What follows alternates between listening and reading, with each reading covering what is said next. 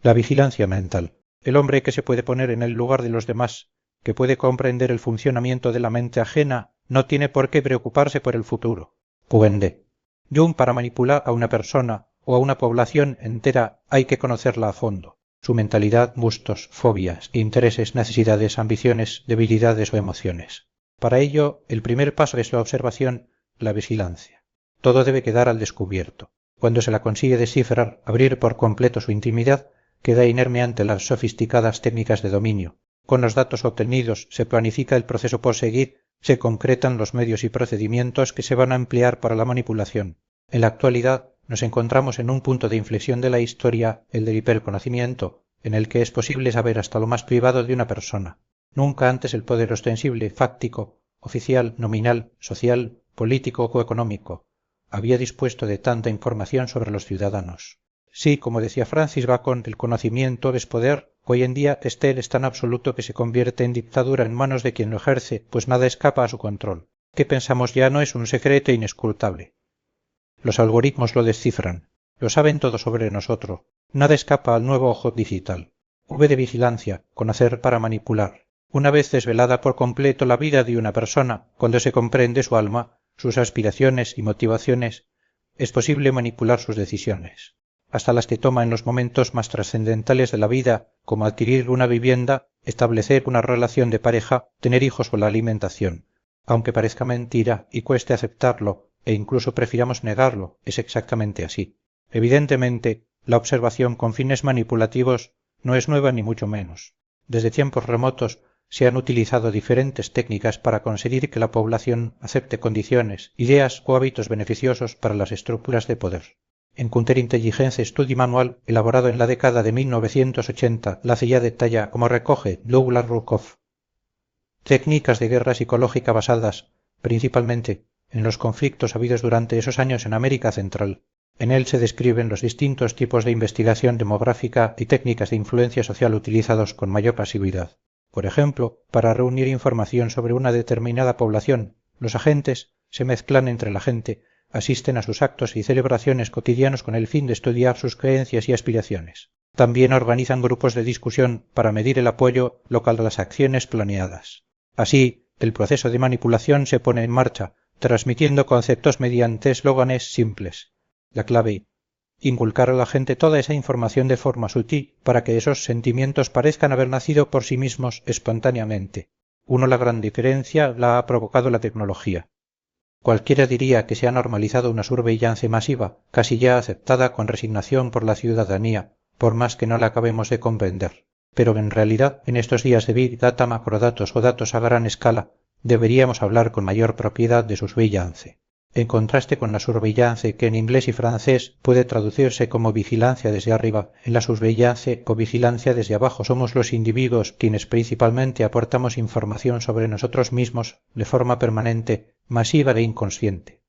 Cada vez más países de todos los continentes apuestan por sistemas de vigilancia avanzada dotada de IA con los que seguir y controlar a sus ciudadanos. Al menos 75 naciones ya emplean algún tipo de ellos, entre los que se incluye el reconocimiento facial y los específicos para la vigilancia policial. Las empresas chinas son las principales proveedoras de esta tecnología, asterisco seguidas por la japonesa NEC y las estadounidenses IBM, Palantir y Cisco. Aunque a primera vista nos pueda parecer sorprendente, las democracias liberales emplean más este tipo de dispositivos que los países autocráticos. Es decir, cuanto mayor es el grado de calidad democrática de un país, más aumenta el uso que hace de la tecnología de vigilancia, sea en forma de cámaras de reconocimiento facial o para garantizar la seguridad ciudadana, por ejemplo, mediante el control de acceso a zonas restringidas del centro de las ciudades. Por supuesto, desde los países democráticos se acusa a las autocracias de ser ellas las que llevan a cabo una vigilancia masiva para controlar a sus ciudadanos y evitar posibles disidencias. Lo mismo que se las señala por establecer un sistema social de puntuación a cada persona para mantener el orden nacional, como ocurre en China. Pero la realidad es que en los países occidentales también existen procedimientos para puntuar a las personas gracias a la hipervigilancia que se ejerce sobre ellas. Dependiendo de cómo sean catalogadas, esa valoración también les afectará para su futuro, sea cuando vayan a solicitar un puesto de trabajo o simplemente para acceder a algún lugar. Lo peor de todo es que nos han convencido de la necesidad de estar permanentemente controlados y vigilados. de que no pasa nada porque aportemos nuestros datos. Y lo hacemos incluso en momentos y situaciones que nos parecen inofensivos. Por ejemplo, con las tarjetas de puntos y descuentos de supermercados, grandes almacenes y otros comercios, hasta farmacias. Estamos entregando muy valiosa información sobre nuestra dieta, capacidad de consumo, para cuánta gente compramos y con qué regularidad, además de datos básicos como nuestro domicilio o teléfono. Con estos datos es fácil deducir qué tipo de vida llevamos, cuánto dinero ganamos e incluso cuándo nos vamos de vacaciones. Y con ellos se crean bases de datos muy completas, con información que es vendida sin nuestro consentimiento a terceros, que las emplearán con fines comerciales, entre los que se incluye el envío de publicidad personalizada. 3. Sin duda, esta situación, la facilidad con la que se adquiere información sobre una persona, es una gran ventaja para la inteligencia de las personas que tienen como misión la obtención de información ajena para su transformación en inteligencia útil, pero una verdadera pesadilla para la contrainteligencia aquellos que actúan para proteger la información propia. No significa que la importancia de la inteligencia humana haya desaparecido, ni vaya a hacerlo, aunque es obvio que muchas de las operaciones de recogida de información, en algunos casos muy arriesgadas, se han convertido en innecesarias o al menos en secundarias. Es más, en no pocas ocasiones, el espiado aporta voluntaria e inadvertidamente más información de la que se buscaba. Y hay un aspecto que no se debe olvidar. Cualquiera que, con los medios técnicos convenientes, incluidos programas tan sofisticados como caros, se empeñe en entrar en nuestro móvil u ordenador, antes o después lo hará. Es decir, además de los datos que de por sí aportamos de forma constante al utilizar cualquier dispositivo conectado a Internet, alguien puede entrar en él para terminar de hacerse con cualquier otra información que desee, quedando completamente a su merced las aplicaciones y funciones que tengamos instaladas. Por el dato los conoceréis. Estamos inmersos en lo que se ha dado en llamar sociedad de la información, interconectada las 24 horas del día a través de Internet, lo que significa que nuestras vidas están siendo monitorizadas y registradas de forma constante. En ella todo es medible y cuantificable. La ingente cantidad de datos que se generan de forma constante e incesante recibe el nombre de Big Data, los macrodatos. En una sociedad que produce cantidades colosales de datos, voluntaria o inconscientemente, las empresas ya no precisan realizar encuestas personales sobre, por ejemplo, preferencias de consumo o gasto en general. Somos los propios individuos quienes aportamos esa información de manera masiva. Nuestro comportamiento es monitorizado cada vez que nos aproximamos a un aparato conectado a Internet. Y las decisiones, las preferencias y los hábitos son datos mucho más valiosos que las opiniones que pudiésemos dar en una encuesta a pie de calle, en las que las respuestas pueden estar condicionadas artificialmente por el entorno, la situación, el clima, las propias preguntas e incluso la actitud del encuestador. El día agonía de ello es datos masivos. Los datos recopilados de Internet proporcionan una imagen mucho más fiable de cómo nos comportamos frente a determinados estímulos. Nuestra relación con el dispositivo recopilador de datos es más íntima que la que podamos establecer con un encuestador desconocido. Una vez que se conocen esos factores personales, es fácil manipular la toma de decisiones. Por si fuera poco, es posible conocer los secretos más íntimos de las personas tan solo analizando sus búsquedas en Internet. Se suele citar como ejemplo el caso de un padre que se enteró del embarazo de su hija adolescente porque le llegó a casa una oferta de descuentos de productos para embarazadas.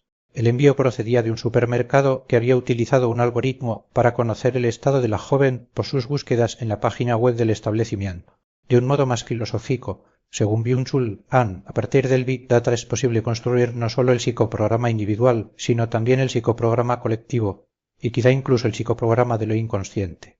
4. El negocio de los data brokers. Las grandes empresas tecnológicas recopilan datos de millones de individuos que luego proporcionan a terceros. Los datos personales se han convertido en un negocio multimillonario.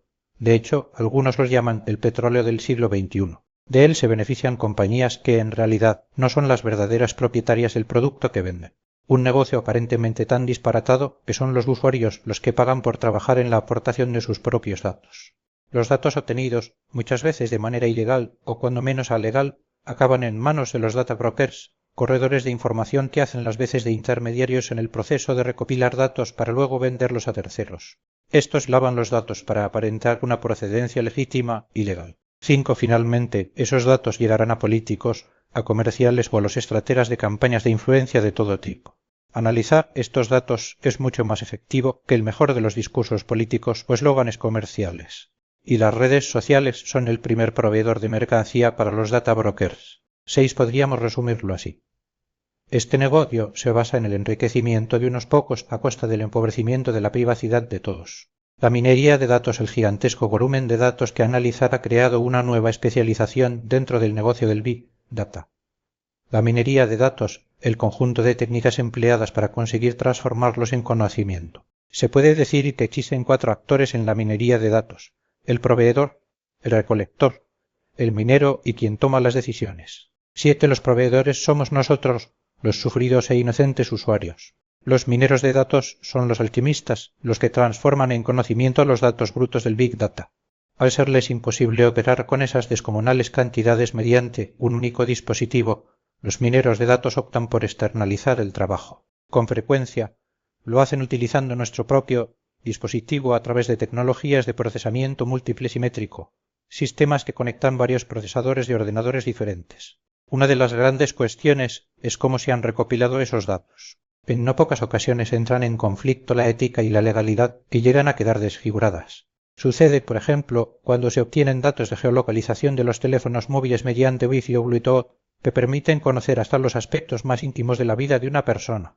Los riesgos del Big Data: subimos a la red todo tipo de datos e informaciones sin saber quién, ni qué, ni cuándo, ni en qué lugar se sabe de nosotros.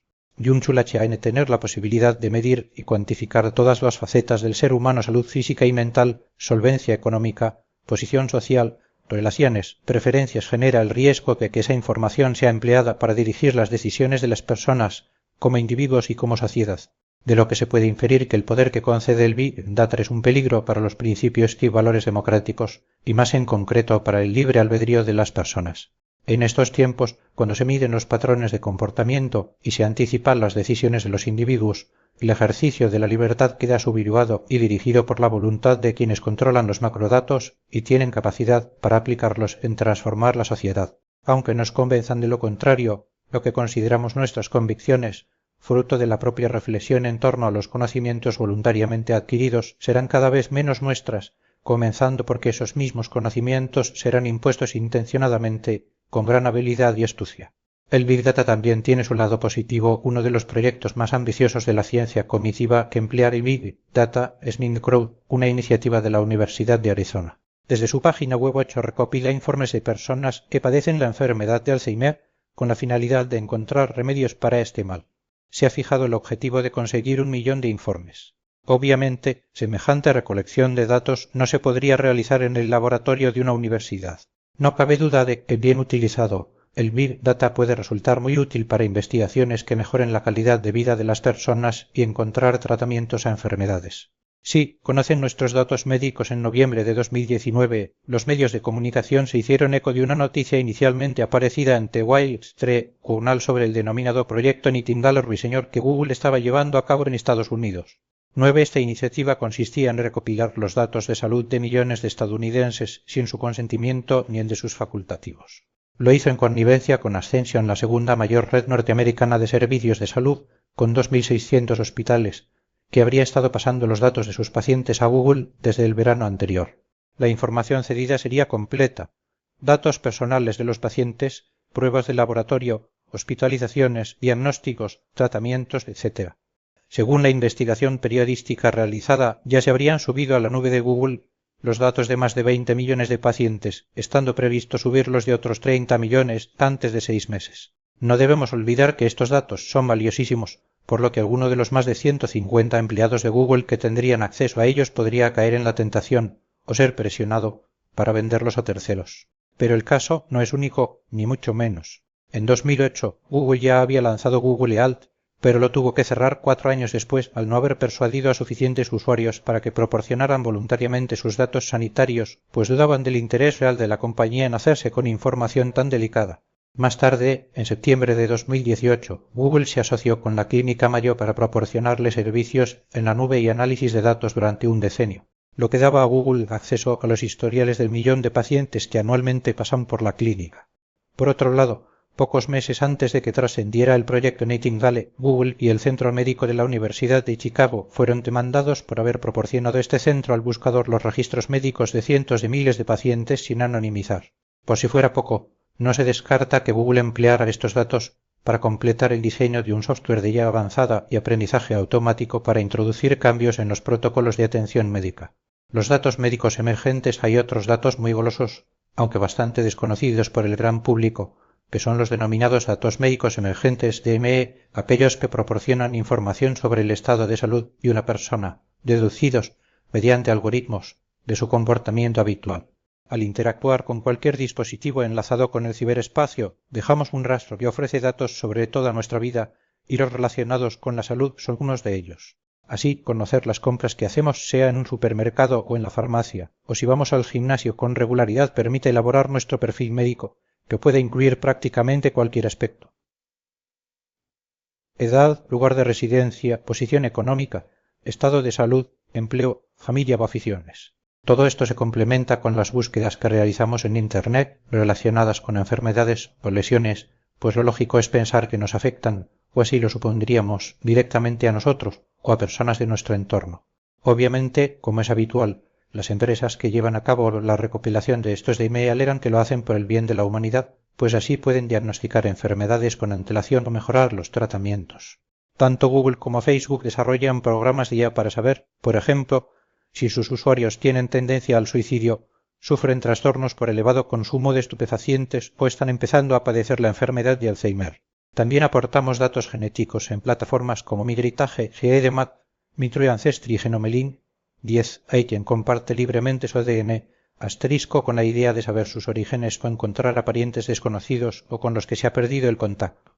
Incluso hay padres que comparten en Internet los datos genéticos de sus hijos, y no solo con familiares y amigos, sino también en grupos de redes sociales en los que nunca se puede saber con certeza quién está detrás.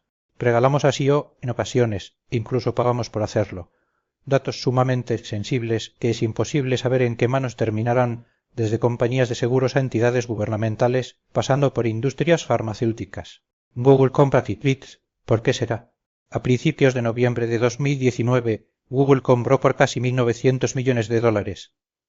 La compañía que fabricaba los dispositivos Fitbit destinados al seguimiento del estado físico. En ese momento, Fitbit contaba con unos 28 millones de usuarios activos. Los datos que los usuarios proporcionamos sobre nuestra vida a través de las pulseras conectados a Internet son muy variados. Desde los pasos que damos a diario, qué deporte practicamos y con qué asiduidad, hasta cuánto tiempo invertimos en esa actividad o nuestro ritmo cardíaco. Y muchos de esos usuarios incluso llegan a vincular estos dispositivos con sus archivos médicos. A tales pulseras se une la revolución de los relojes inteligentes smartwatches que controlan desde nuestra interacción social a cada uno de nuestros pasos, literalmente. Ni qué decir tiene que si una empresa realiza semejante desembolso es porque piensa rentabilizarlo con creces, y no precisamente vendiendo dispositivos, sino haciéndose con los datos de los usuarios. Si Hipócrates levantara la cabeza, estos son ejemplos manifiestos de la vulnerabilidad de nuestros datos, por más que nos ofrezcan la máxima seguridad y confidencialidad. Hasta de los más sagrados, como son los relacionados con la salud. Hemos de tener en cuenta que la información médica es de gran utilidad a las compañías de seguros de vida y salud para establecer las primas a sus clientes. Además, puede afectar a la hora de conseguir un empleo e incluso de entrar en un país. Por ejemplo, si se conocen los nombres de las personas con seguro médico y sus problemas de salud, se pueden establecer patrones con algoritmos, tanto generales como por áreas geográficas concretas. De este modo, luego se pueden enviar mensajes personalizados a otras personas de perfil similar ofreciéndoles un seguro. Igualmente, podrían servir para ofrecer productos personalizados a las personas presuntamente afectadas por enfermedades o para prevenir que lo puedan llegar a estar. Sí, como se dice, en la era de Internet, los datos son oro, los relacionados con la salud son un diamante en bruto. El valor de dichos datos también queda reflejado en que los ciberdelincuentes han puesto en su punto de mira las instalaciones hospitales, clínicas y las compañías del sector de la salud que precisamente por la sensibilidad de la información que guardan deben estar especialmente protegidas. Los metadatos, M acentuada es importantes de LOQ parecen los metadatos que cuentan absolutamente todo acerca de la vida de alguien. Que además de la información directa que aportan los datos, existe otra indirecta, los metadatos. Podríamos decir que son datos acerca de los datos, información extraída de la portada de forma directa. Para Edward Snowden desveló que el gobierno estadounidense vigila las comunicaciones de millones de personas en todo el mundo. La importancia de los metadatos que es máxima, superando a la de los propios datos. De hecho, se consideran los más interesantes para cualquiera que lleve a cabo una investigación. A diferencia de los datos, el control sobre los metadatos es mínimo, cuando no imposible, pues se generan de forma automática y ajena a nuestra voluntad. Lo cierto es que al hacer una foto, realizar una llamada de teléfono o enviar un correo electrónico, ofrecemos mucha más información que el hecho en sí. Por ejemplo, en una conversación telefónica, además de su contenido, aportamos la ubicación de los usuarios, sus números de teléfono, la fecha y ahora hasta es posible el reconocimiento por medio de la voz, un aspecto muy personal e identificativo de la persona. En el caso de una foto o vídeo, se puede conocer el lugar donde se hizo, el momento concreto, las personas incluidas, su estado emocional, el motivo de la imagen, profesional o recreacional y mucha otra información. En definitiva, los metadatos permiten, entre otros aspectos, establecer contextos, lugares, situaciones y patrones de conducta, costumbres, aficiones, relaciones. Todo un puñado de datos. Marta Peirano nos ofrece importantes pistas sobre una de las compañías más controvertidas de Silicon Valley, Palantir, cofinanciada por la CITA a través de su fondo de capital riesgo Incuteléfono. Su propósito es hacer minería de datos para el control de la población, habiendo conseguido que cualquier dispositivo conectado a Internet también lo esté con sus ordenadores. 11. El primer trabajo de Palantir para la NSA fue Etiscore, un buscador capaz de penetrar en todo lo que se mueva por el ciberespacio: correos electrónicos, chat, historiales de navegación, fotos, documentos, webcams, sesiones de Skype, contenido multimedia o geolocalización. De este modo puede monitorizar a distancia a cualquier persona, organización o sistema tirando de cualquier hilo. Un nombre, un lugar, un número de teléfono, una matrícula de coche o una tarjeta bancaria. Se dice que Palantir tiene más información sobre los ciudadanos estadounidenses que las agencias de seguridad e inteligencia del país. El IA fábula de la eliminación de datos por más que la eliminación se ofrezca como una solución definitiva para borrar la información digital innecesaria o perjudicial. La realidad es que nada se elimina nunca del todo. Snowden así lo afirma con rotundidad. La eliminación nunca ha existido tecnológicamente. Es solo una treta, una fantasía, una ficción pública, una mentira piadosa para tranquilizarnos. Aunque aparentemente hayan desaparecido, los datos siguen existiendo en algún sitio. Solo hará falta disponer de los medios adecuados para encontrarlos. Únicamente están ocultos, no eliminados de forma definitiva. Sin duda, un sueño para el vigilante y una pesadilla para el vigilado. Incluso lo que no hemos llegado a publicar queda registrado en algún sitio. Según Peirano, como Facebook se dio cuenta de que los usuarios se arrepentían del 71% de los mensajes que escribían, decidió guardarlos en una carpeta a la que puso el nombre de cosas que quiso decir y no tuvo agallas. 12. Vigilancia física. En un mundo permanentemente interconectado, no hay que olvidar la existencia de recursos tradicionales no digitales que permiten, tanto a estados como a organizaciones públicas o privadas e individuos, recopilar valiosa información a través de la vigilancia física, ejercida, no siempre de manera legal o conocida, mediante herramientas muy diversas. Videovigilancia. Y todo leyó usted lo que China les hacía públicamente a sus ciudadanos, quizá la posibilidad existiera se lo estuviese haciendo Estados Unidos en secreto a todo el mundo. Edward Snowden, pocos rincones de las ciudades, y no solo de las más grandes, escapan a los ojos de las cámaras de vigilancia que proliferan como setas. Y aunque es habitual mirar solo a China cuando se habla de videovigilancia, lo cierto es que algunos de los países considerados como las democracias más perfectas no se quedan atrás.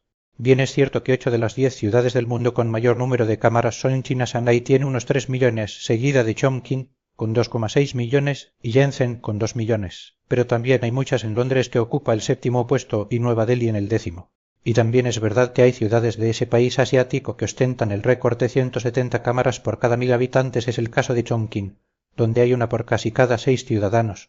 Pero no debemos perder de vista que en la capital de Reino Unido hay 70 y en Atlanta 15. Es más, si se hace referencia al conjunto del país, los ciudadanos más vigilados son los estadounidenses, 15,3 cámaras por cada 1000 habitantes. China ocupa el segundo lugar en este ranking con 14,4. Después van Reino Unido 7,5, Alemania 6,3 y Países Bajos 6. En volumen total, se estima que China tiene desplegadas más de 200 millones de cámaras. Estados Unidos cuenta con unos 50 y Alemania supera los 5,2 millones. Seguidos muy de cerca por Reino Unido y Japón, ambos con más de 5 millones. Solo en el metro de Shanghái hay más de 30.000 cámaras de seguridad, aunque hay que decir que su red es la más larga del mundo, con más de 670 kilómetros repartidos en sus 16 líneas, a lo que hay que sumar sus más de 400 estaciones. Por si fuera poco, Pekín planea disponer de 625 millones de cámaras de vigilancia instaladas por todo el país en el menor plazo posible, quizá en no más de 2 años, es decir, una cámara por cada 2 ciudadanos. En todo caso, el gobierno chino está rizando el rizo con los sistemas de videovigilancia. No solo tiene un despliegue de cámaras de seguridad realmente impresionante, sino que la forma de emplearlas no deja de sorprender. Para controlar el confinamiento de la población durante la crisis provocada por la COVID-19, sus dirigentes no tuvieron el menor reparo en apuntar las cámaras hacia las puertas de los edificios de viviendas. Y se comentó que en ciertos casos se habían llegado a instalar hasta dentro de los hogares. De tus datos que hoy rey a cara los algoritmos de reconocimiento facial se han convertido en códigos tan valiosos para los que hacen uso de ellos como peligrosos para los que los alimentamos. Permiten nuestra identificación sin que nadie nos pida permiso, subrepticiamente. Es imposible oponernos. Lo cierto es que todos estamos etiquetados, de media, en más de una cincuentena de fotos. Y da igual que usemos o no las redes sociales o Internet. Alguien puede haber subido fotos o vídeos en los que aparezcamos. De este modo, al estar nuestra cara circulando por el ciberespacio, cualquiera puede hacernos una foto cuando vayamos por la calle o entremos en un establecimiento y con gran facilidad identificarnos. Y a poco que busque en Internet, conocer prácticamente toda nuestra vida física y, por supuesto, digital. Si precisa de datos más detallados y no sabe cómo obtenerlos, siempre puede recurrir a un data broker que se los ofrecerá por un módico precio. Hoy en día, cualquier dispositivo que disponga de cámara cada vez más, incluso los no específicamente diseñados para hacer fotos o vídeos, puede añadir datos a un sistema de reconocimiento facial sin que nos demos cuenta, por no mencionar la miríada de cámaras cada vez más dispuestas prácticamente en todos los sitios públicos y privados, que unidas a sofisticados programas, permiten nuestra identificación instantánea con finalidades no siempre transparentes ni que redundan en beneficio del ciudadano. En no pocas ocasiones, somos nosotros mismos quienes entregamos voluntariamente, aunque desconociendo el fin, la información, como sucede al emplear los populares programas de modificación y mejora de imágenes. En estos frecuentes casos, no solo aportamos nuestros datos faciales, sino que además entrenamos a los algoritmos de las empresas. No las ves, pero están ahí muchas de las cámaras de videovigilancia, cada vez más pequeñas y capaces, incorporan sistemas de reconocimiento facial asistidos por IA y tecnologías de aprendizaje automático, de modo que permiten reconocer e identificar a las personas por las características del rostro. Las más sofisticadas completan el proceso de identificación con el ritmo cardíaco, los latidos de su corazón y la forma de andar y moverse, lo mismo que mediante la detección de las huellas dactilares y los detalles del iris.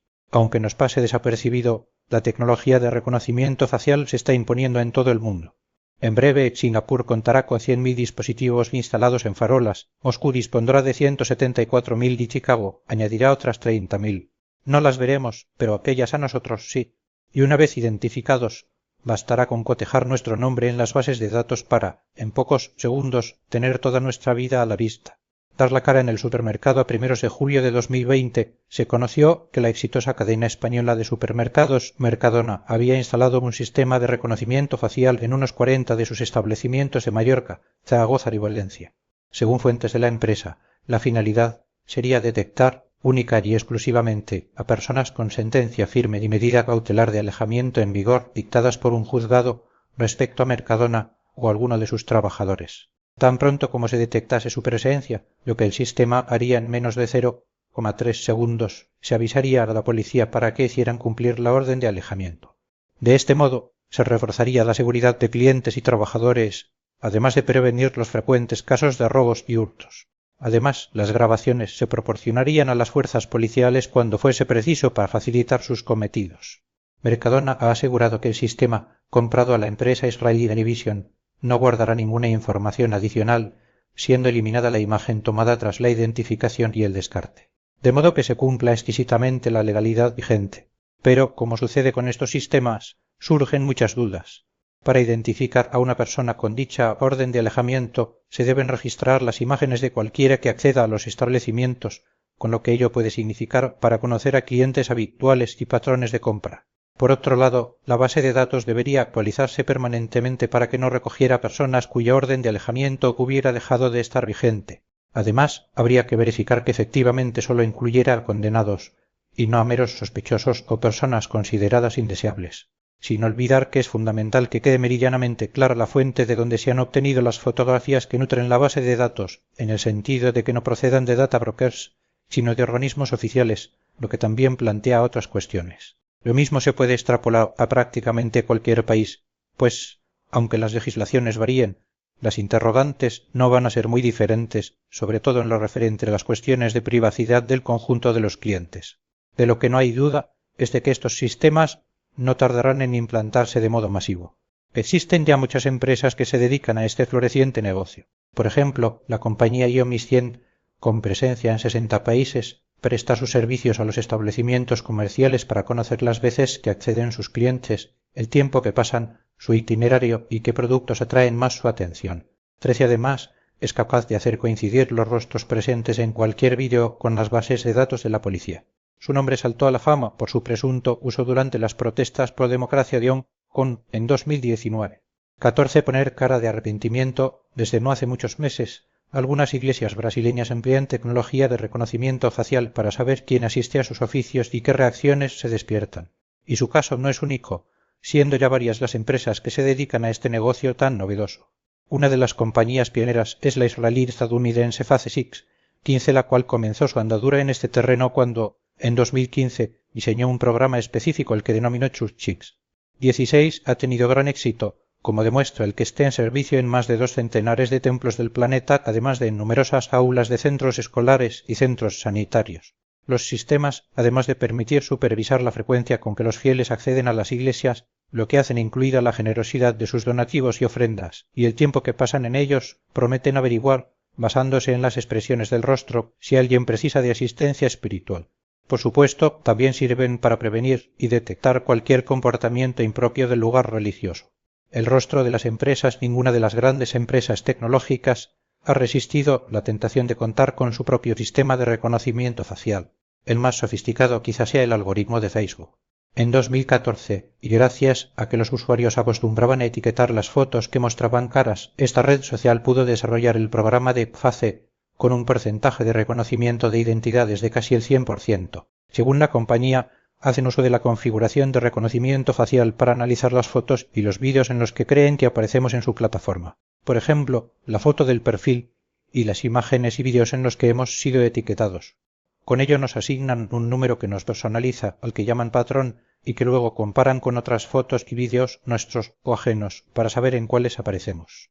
Teóricamente, que al menos así lo justifica Facebook, este patrón de reconocimiento facial nos facilita la vía, como iba a ser de otra manera, pues nos permite encontrar imágenes en las que aparecemos para revisarlas, compartirlas, recomendarlas o añadir etiquetas. Ni qué decir tiene que la compañía promete que jamás compartirá nuestro patrón con nadie y que en realidad lo utiliza pensando en nuestra protección para que no se pueda suplantar nuestra identidad.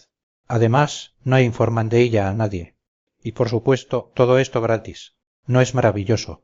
Ya solo falta que nos lo creamos, o al menos que no nos importe ofrecer por la cara datos tan valiosos. Para desbloquear sus dispositivos, Apple creó en 2017 Face ID, un sistema de desbloqueo biométrico mediante detección facial capaz de detectar 30.000 puntos en el rostro de una persona para identificarla sin margen de error. Amazon, por su parte, dispone del programa Recognition con capacidad para detectar rostros, además de otras imágenes, en sus propios softwares. Tiene gran aceptación tanto por entidades públicas como privadas de diversos países, entre los que se incluye, por supuesto, Estados Unidos. Es tan potente que en una misma imagen puede identificar hasta a un centenar de individuos. La compañía ISM Connect, por ejemplo, escaneó miles de rostros de fans de la cantante Taylor Swift en sus conciertos, con el objetivo de identificar y controlar a sus acosadores. Pero también para generar métricas que ayudaron a promocionar la gira. 17 la empresa estadounidense de reconocimiento facial Clearview. Ahí 18 presta sus servicios a más de 600 cuerpos policiales de Estados Unidos, además del FBI y a la NSA. Y otros países. 19 fundada en 2016 y no exenta de polémica, dispone de una gigantesca base de datos con más de 3.000 millones de imágenes procedentes de redes sociales, junto con sus metadatos, nombre de las personas, lugar, fecha de su potente motor de búsqueda, almacenamiento y análisis, que permite reconocer en breves segundos a las personas tan solo con subir una foto facial al sistema. Le son de utilidad hasta las imágenes tomadas de perfil o con gorras y gafas de sol. Esta base de datos utilizada por organismos de seguridad oficiales, al igual que por compañías privadas y particulares. Es cada vez más completa, pues no solo incluye a las personas que alguna vez hayan subido fotos o vídeos personales a una red social, sino también a otras que sin ni siquiera haberse registrado en ellas aparezcan en fotos aportadas por terceros. Los datos los obtiene de cualquier red social: Facebook, LinkedIn, Twitter, si bien su mina principal se halla en aquellas cuyo contenido principal son las imágenes, como Instagram, TikTok y YouTube. Precisamente Twitter y Facebook llevan tiempo avisando a Clearview y a de la ilegalidad de hacer uso de las imágenes publicadas en sus plataformas. Pero se antoja muy complicado que la demanda prospere teniendo en cuenta el uso poco transparente que éstas hacen de esos mismos datos. En principio, la labor de esta empresa redunda en beneficio de la seguridad pública al facilitar la identificación de presuntos criminales con elevada fiabilidad por un coste asequible incluso por policías de pequeñas localidades. Pero el temor, nada infundado, es que los gobiernos la empleen para ejercer aún mayor control, si cabe, sobre los ciudadanos, añadida a los sistemas de localización mediante el móvil desde el posicionamiento por GPS a aplicaciones específicas. La identificación de personas se convierte en un juego de niños. Permite un control exhaustivo de opositores o simples individuos molestos o indeseables, tanto si participan en una manifestación masiva como durante actitudes individuales. Ofrecer la cara sin pensar. Una de las modas del verano de 2019 fue la aplicación FaceApp, creada para móviles, tanto iOS como Android, y que llegó a ser la más descargada en el mes de julio entre las gratuitas. Desarrollada por la empresa rusa Wireless Lab, bastaba con subir una foto de nuestro rostro para que lo convirtiera en más joven, lo envejeciera o lo hiciera sonreír. Todo ello gracias a una conjunción de IA, algoritmos y redes generativas antagónicas. Lanzada a principios de 2017 con una versión gratuita y otra, más completa, de pago, retomó su popularidad a mediados de junio de 2020 al ofrecer la posibilidad más avanzada de cambiar de sexo virtualmente.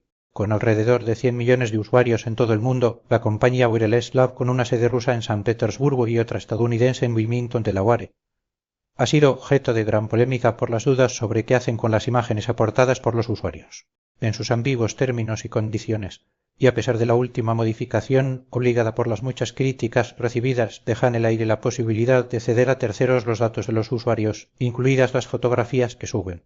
Tampoco queda claro la información que almacena en sus servidores. El procesamiento de los datos se realiza en la nube, en concreto en AWS de Amazon y Google Cloud, desde donde regresan al usuario una vez transformados. En teoría, las fotos son almacenadas para evitar la subida de imágenes repetidas y mejorar la velocidad del proceso. Sin duda, una de las aplicaciones de tan ingente volumen de imágenes subidas es entrenar a sistemas de reconocimiento facial, como abiertamente reconoce la empresa, lo cual es tan cierto como que sin la recopilación de una gran cantidad de rostros sería imposible que existieran programas tan sofisticados. En realidad, FaceApp no hace nada que no realicen otras aplicaciones populares. En este caso, valerse de nuestras fotografías para mejorar sus servicios o destinarlos a posibles fines comerciales, publicidad o de vigilancia privada o gubernamental. Si bien es cierto que se puede solicitar a la compañía que elimine nuestros datos de sus servidores, el proceso que es tan complejo que pocas personas deciden hacerlo.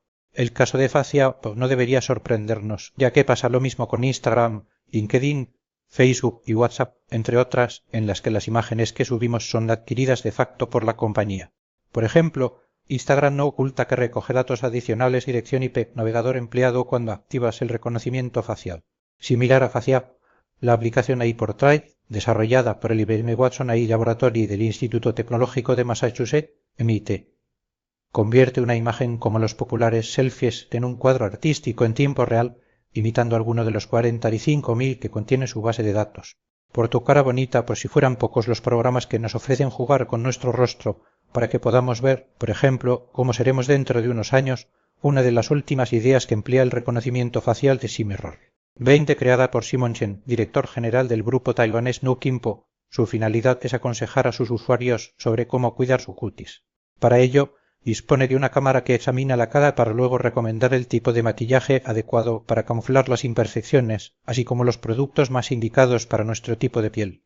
Ojeras, granos, manchas, arrugas, grado de humedad o cualquier otro detalle de la cara no escapan al potente ojo supervisor de este espejo mágico.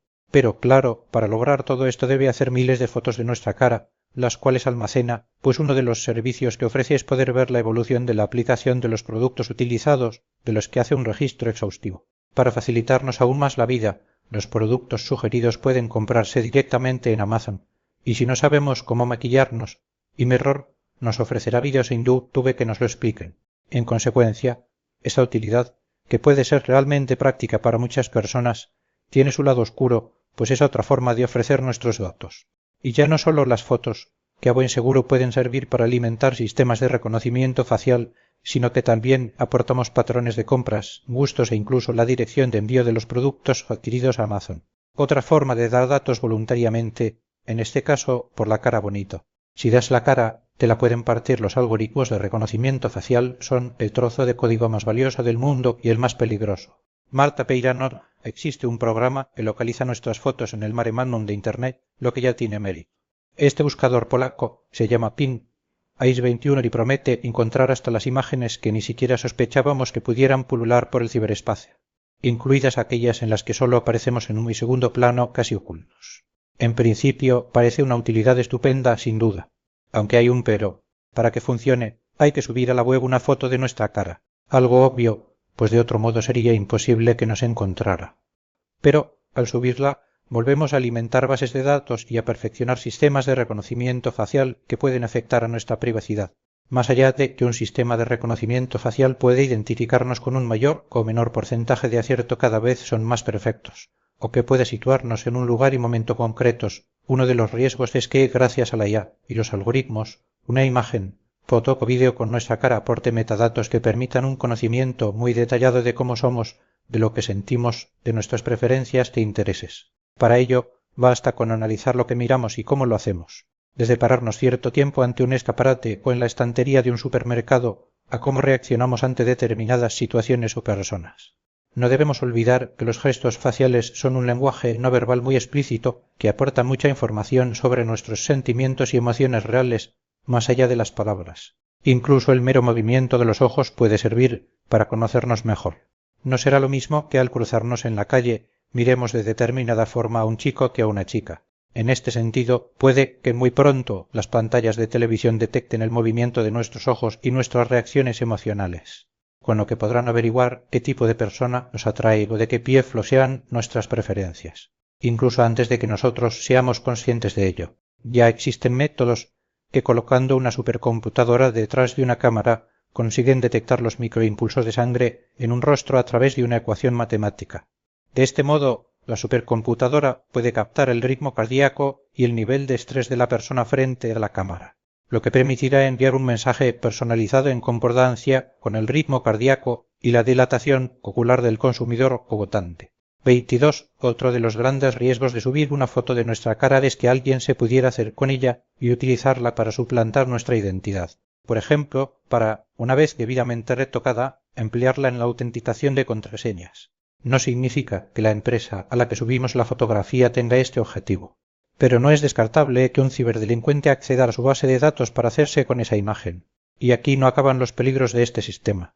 Como quiera que en los países tecnológicamente más avanzados su uso empieza a extenderse por establecimientos, supermercados y grandes almacenes, los cuales, valiéndose de su derecho de admisión, tienen la capacidad para impedir la entrada a aquellas personas que hayan sido identificadas como problemáticas o indeseables por diferentes razones. Cabe la posibilidad de que alguien que quiera perjudicarnos hackee el sistema para que no podamos volver a entrar en tales lugares. Lo mismo puede suceder con edificios oficiales o cualquier otro sitio, pues el reconocimiento facial lleva camino de generalizarse, sin olvidar su utilización por los gobiernos como forma de represión para controlar a disidentes o a simples manifestantes que ejercen sus derechos cívicos. Por ejemplo, en diciembre de 2019, la policía de Nueva Delhi empleó dispositivos de reconocimiento facial durante unas protestas en la capital india contra una nueva ley de ciudadanía.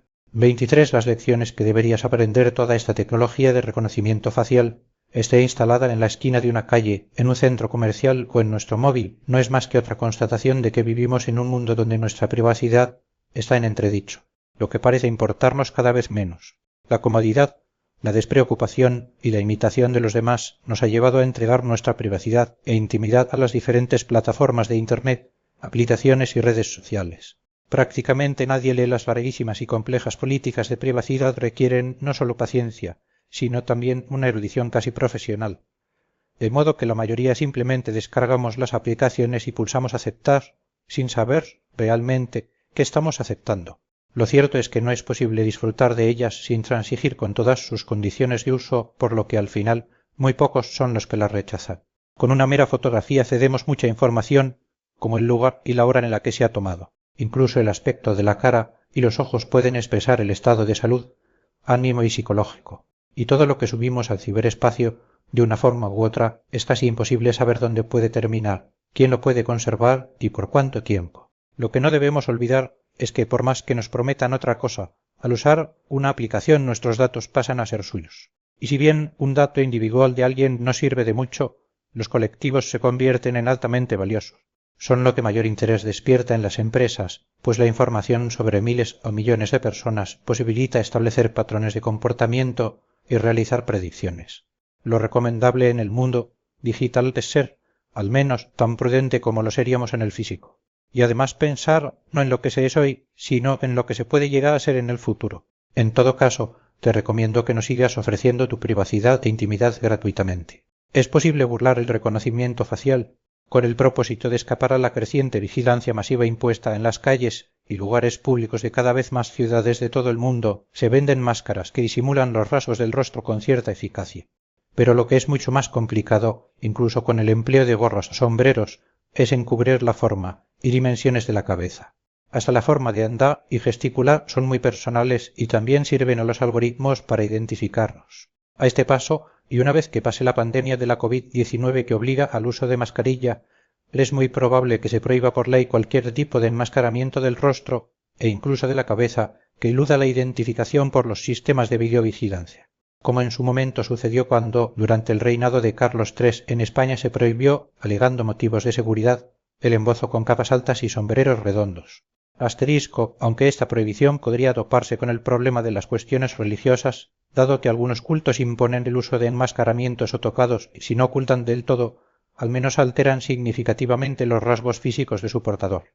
Y por tal motivo podría llevar a profundos malestares sociales. Si bien la causa principal del motín de Esquilache en 1766 fue el hambre, no se nos debe olvidar que la prohibición del embozo fue otra circunstancia clave para su desencadenamiento. ¿Quién sabe? Quizá entre los virus y las medidas de seguridad cada vez más invasivas, acabemos eligiendo llevar burka como prenda habitual. Cibervigilancia. Todo lo que hacemos y no hacemos en el ciberespacio, likes, interacciones, compras proporciona valiosa información sobre nosotros.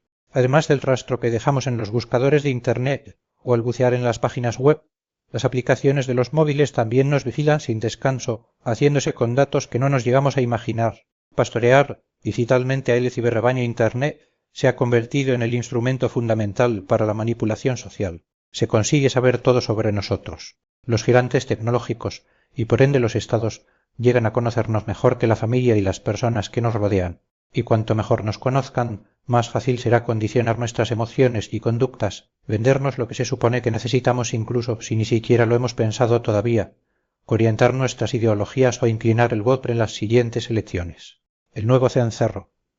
La trazabilidad digital hoy, no importa dónde estemos o lo que hagamos, lo más seguro es que algún dispositivo esté recopilando datos nuestros. Para ello, basta con estar conectado online. En ningún lugar se encuentra a salvo nuestra intimidad. Si entramos en un aparcamiento, sea de un centro comercial o de una estación de tren, un lector automático de matrículas identificará nuestro vehículo y, por tanto, a nosotros y almacenará la información en un servidor. En cuanto crucemos el umbral de la puerta de un establecimiento cualquiera, entremos a disfrutar de un concierto o asistamos a un mitin político, es cada vez más frecuente que una baliza de Bluetooth y barra o wifi detecte nuestra presencia por el móvil que llevamos encima. El perro pastor americano no nos quita ojo. El Pentágono inventó Internet para ser la máquina de vigilancia perfecta. La vigilancia está grabada a fuego en su ADN. Mark Ames, las filtraciones de Edward Snowden no dejan lugar a duda. La comunidad de inteligencia estadounidense se arrogó el privilegio de interceptar, grabar y guardar cualquier transmisión electromagnética emitida o recibida por cualquier medio, todos los datos de nuestra vida digital a perpetuidad. Según el exagente de la CIA, tiene pleno control sobre cualquier dispositivo conectado a Internet, incluidos la cámara y el micrófono. 24, por ejemplo, mediante el ya mencionado programa Xscore de la NSA, se puede saber toda nuestra actividad en el ciberespacio. Su potente motor de búsqueda permite escudriñar los registros de nuestras vidas digitales. Mediante una interfaz basta con introducir el número de teléfono, la dirección de correo electrónico o la IP de un dispositivo para disponer de todo el rastro de actividad que vamos dejando online. Permite incluso ver la misma pantalla del usuario, todo lo que hay en su escritorio. De este modo, se tiene acceso a todos los correos electrónicos, el historial de navegación, el histórico de búsquedas o las publicaciones en redes sociales. Una de sus herramientas más potentes es Turbulence, por donde pasan las comunicaciones. A su vez tiene dos programas, Turmoil, que hace una copia de los datos que pasan por él, y Turbine, que interfiere en la actividad de los usuarios. Cuenta con otro programa intermedio denominado Quantum. Con este sistema, toda la vida digital de cualquier persona queda a disposición de la NSA. Otro de sus programas de vigilancia masiva es PRIS, el cual obtiene datos de cualquier red social, sistema de videoconferencia o buscador de Internet, correos electrónicos, fotos, vídeos, audios, búsquedas o datos almacenados en nubes. Pero la lista es mucho más larga, no para ahí. Ustream es un programa de recopilación de datos procedentes directamente de la infraestructura de Internet del sector privado. Para ello, hace uso de conmutadores, enrutadores, satélites en órbita y cables de fibra óptica submarinos. Gestionado por la Unidad de Operaciones de Fuentes Especiales SSO, junto con PRISM permite la vigilancia de la información de todo el planeta, esté almacenada o en tránsito. Por supuesto, esto es lo que conocemos por la parte estadounidense, pero no hay la menor duda de que otras grandes potencias disponen de programas similares e incluso más sofisticados. El Ciberpastor nos conoce por los válidos. A mediados de mayo de 2020 se conoció que el Laboratorio de Análisis Biométrico y Modelo de Datos de la Universidad Autónoma de Madrid, UAM, colaboraba con la Marina estadounidense, en concreto con un centro de investigación de la Escuela Naval de Posgraduados de Estados Unidos, para desarrollar un programa que permitiera identificar a los usuarios de los ordenadores por su forma de teclear. 25. Su teórica finalidad sería la de combatir los bulos, especialmente los relacionados con la COVID-19, al permitir conocer si una misma persona utiliza diversos dispositivos. Este sistema biométrico de identificación, basado en la dinámica de tecleo, se llamaría TipeNet y sería tan eficaz que bastarían 15 palabras escritas para conocer la identidad de la persona. Con la ayuda de algoritmos, se detectarían las características de cada individuo al hacer uso de un teclado, como la velocidad y la presión ejercida sobre las teclas. Para ello, habrían utilizado más de 4 millones de muestras procedentes de 160.000 personas. Según sus responsables, las pruebas realizadas hasta ese momento daban una precisión del 50% de acierto en la identificación.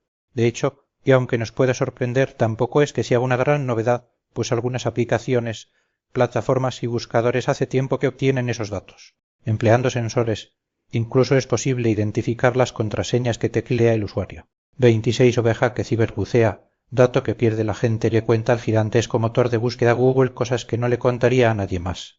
Stephens, Davidovich, los miembros de rebaños cibernéticos, todos nosotros, deberíamos ser conscientes de que si Internet no es seguro es porque no le interesa al que lo diseña. Solo ofrece una falsa apariencia de cierta seguridad por la que encima nos cobran.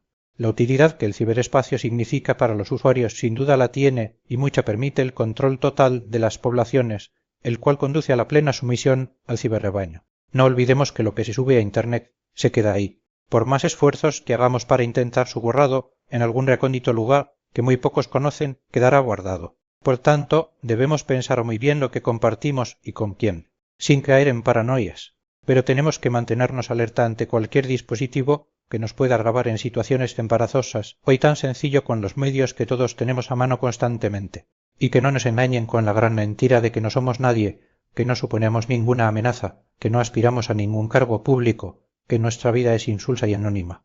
Una vez más, pensemos no en lo que somos hoy, sino en lo que podemos llegar a ser el día de mañana, en cómo nos puede afectar una foto inadecuada meses o años más tarde, para conseguir un trabajo, en una relación sentimental o para hacernos un seguro de vida o de accidentes. Raro es el día en que no encontramos algún ejemplo en los medios de comunicación del enorme daño que nos podemos causar a nosotros mismos con actitudes pueriles y nada previsoras. En ocasiones extremas degeneran en el suicidio, pues, una vez que se ponen en marcha y se empiezan a extender, los efectos del perjuicio son imparables. Y aunque luego se puedan reparar hasta cierto punto, lo habitual es que el daño social sea permanente. Estas recomendaciones son de especial validez para la gente joven, la cual tiene por delante toda una vida que una mala decisión puede torcer. Si hacemos un uso racional del ciberespacio, tendremos menos probabilidades de caer en sus muchos campos minados. Un buen consejo es utilizar lo mínimo posible los dispositivos conectados a Internet. Tecnología persuasiva. Durante una charla en 2017, el director ejecutivo de Netflix, Reed Hastings, proclamó sin tapujos que el mayor competidor de su empresa era la necesidad de dormir de las personas. La propia plataforma tuiteó al poco una continuación del supuesto chascarrillos le Ismiliates Cenemi 27 que de broma no tenía nada. No importa cuánto tiempo dediquemos a las redes sociales y las plataformas digitales, siempre queremos más. Son las drogas de nuestra década. La clave de su éxito es el subidón de dopamina que generan. Un bucle adictivo que se articula en una acción que conduce a una recompensa rápida y placentera, pero que no nos sacia. Al publicar una foto en Instagram, por ejemplo, el cerebro recibe un estímulo que le avisa de una posible recompensa y que genera una inyección de dopamina. Así pues, queremos repetir la acción tantas veces como sea posible. Nos permiten generar respuestas muy satisfactorias con poco esfuerzo y eso nos genera adicción. Dentro del campo de investigación de la tecnología persuasiva se están invirtiendo grandes esfuerzos en mejorar la capacidad de las tecnologías para influir en el comportamiento de las personas. Nos tienen en las nubes digitales. No debemos olvidar que la nube nació en una herramienta de inteligencia, pues se inventó para la CIA. De hecho, se cree que actualmente la más grande es la que posee la NSA en el desierto de Utah. 28 su capacidad superaría el octabite, es decir, 1024 bits, el equivalente a un centenar de veces la información que circula en todo el mundo.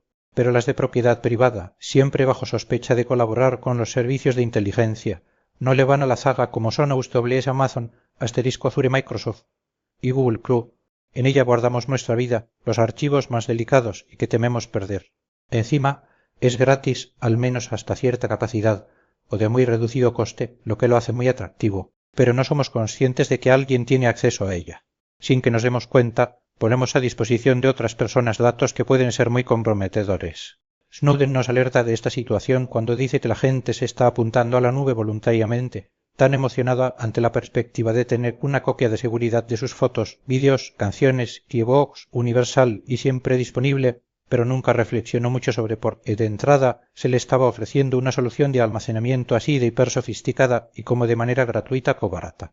29 Nuestra alma en la nube a lo largo de los siglos. Mucho se ha hablado sobre si existe el alma, dónde reside, si se desvanece tras la muerte o si permanece eternamente, y en caso de que perviva, dónde lo hace.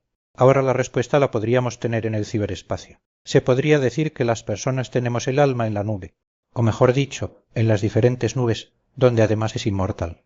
Allí está toda nuestra vida, totalmente desnuda, con todos nuestros más íntimos secretos, nuestras emociones, nuestros pensamientos, nuestras aficiones, nuestras debilidades y pervivía para siempre. Buen espía en el bolsillo, los algoritmos te conocen mejor de lo que te conoces a ti mismo. Xavier Matriain, el teléfono móvil inteligente, se ha convertido en una fuente inagotable de datos muy valiosos que aportamos los usuarios de forma consciente o inconsciente. Por descontado, también aporta grandes ventajas, como poder estar permanentemente conectado con personas de nuestro interés, trabajar a distancia, enviar y responder correos electrónicos, recibir información de todo tipo, estar al día de la actualidad en tiempo real, vivir en las redes sociales, hacer uso de multitud de aplicaciones, algunas muy útiles, y disfrutar de las indudables ventajas de los servicios de mensajería instantánea. Además, es un gran entretenimiento con el que se pasan volando las esperas o los viajes en transporte público, aunque en no pocas ocasiones pasamos excesivo tiempo enganchados a ellos, incluso contra nuestra voluntad. Pero no deberíamos olvidar que uno de los objetivos, y en ciertos casos el principal, de gran parte de las aplicaciones y de los servicios que se ofrecen en los móviles es conseguir datos sobre nosotros, los cuales, tratados adecuadamente con sofisticados algoritmos y programas, permiten a aquellos a los que aportamos los datos ejercer diferentes acciones de manipulación, además de realizar predicciones muy acertadas, de gran valía comercial, social y hasta política, como hemos ido viendo. Básicamente, los teléfonos móviles, de modo similar a cualquier otro dispositivo conectado a Internet, sea un ordenador o un reloj inteligente, proporcionan tres tipos diferentes de información: datos, metadatos y no datos. Sí, incluso cuando el dispositivo no se emplea o está apagado, también ofrece información en forma de no datos o información pasiva. Por ejemplo, si un grupo de móviles se desconecta a la vez en un lugar determinado, es fácil saber que en ese sitio se está llevando a cabo una reunión confidencial. Si además eso sucede de forma rutinaria, lo más seguro es que se trate de una instalación en la que se maneja información reservada que no se desea que trascienda. Lo mismo sucede con las horas o sitios en los que habitualmente apagamos los móviles, que pueden indicar desde las horas de sueño a prácticas diversas. Por supuesto, los metadatos cuya enorme importancia ya he resaltado aportan más información y más detallada que los propios datos. Podríamos decir que son la información intrínseca procedente de otra extrínseca.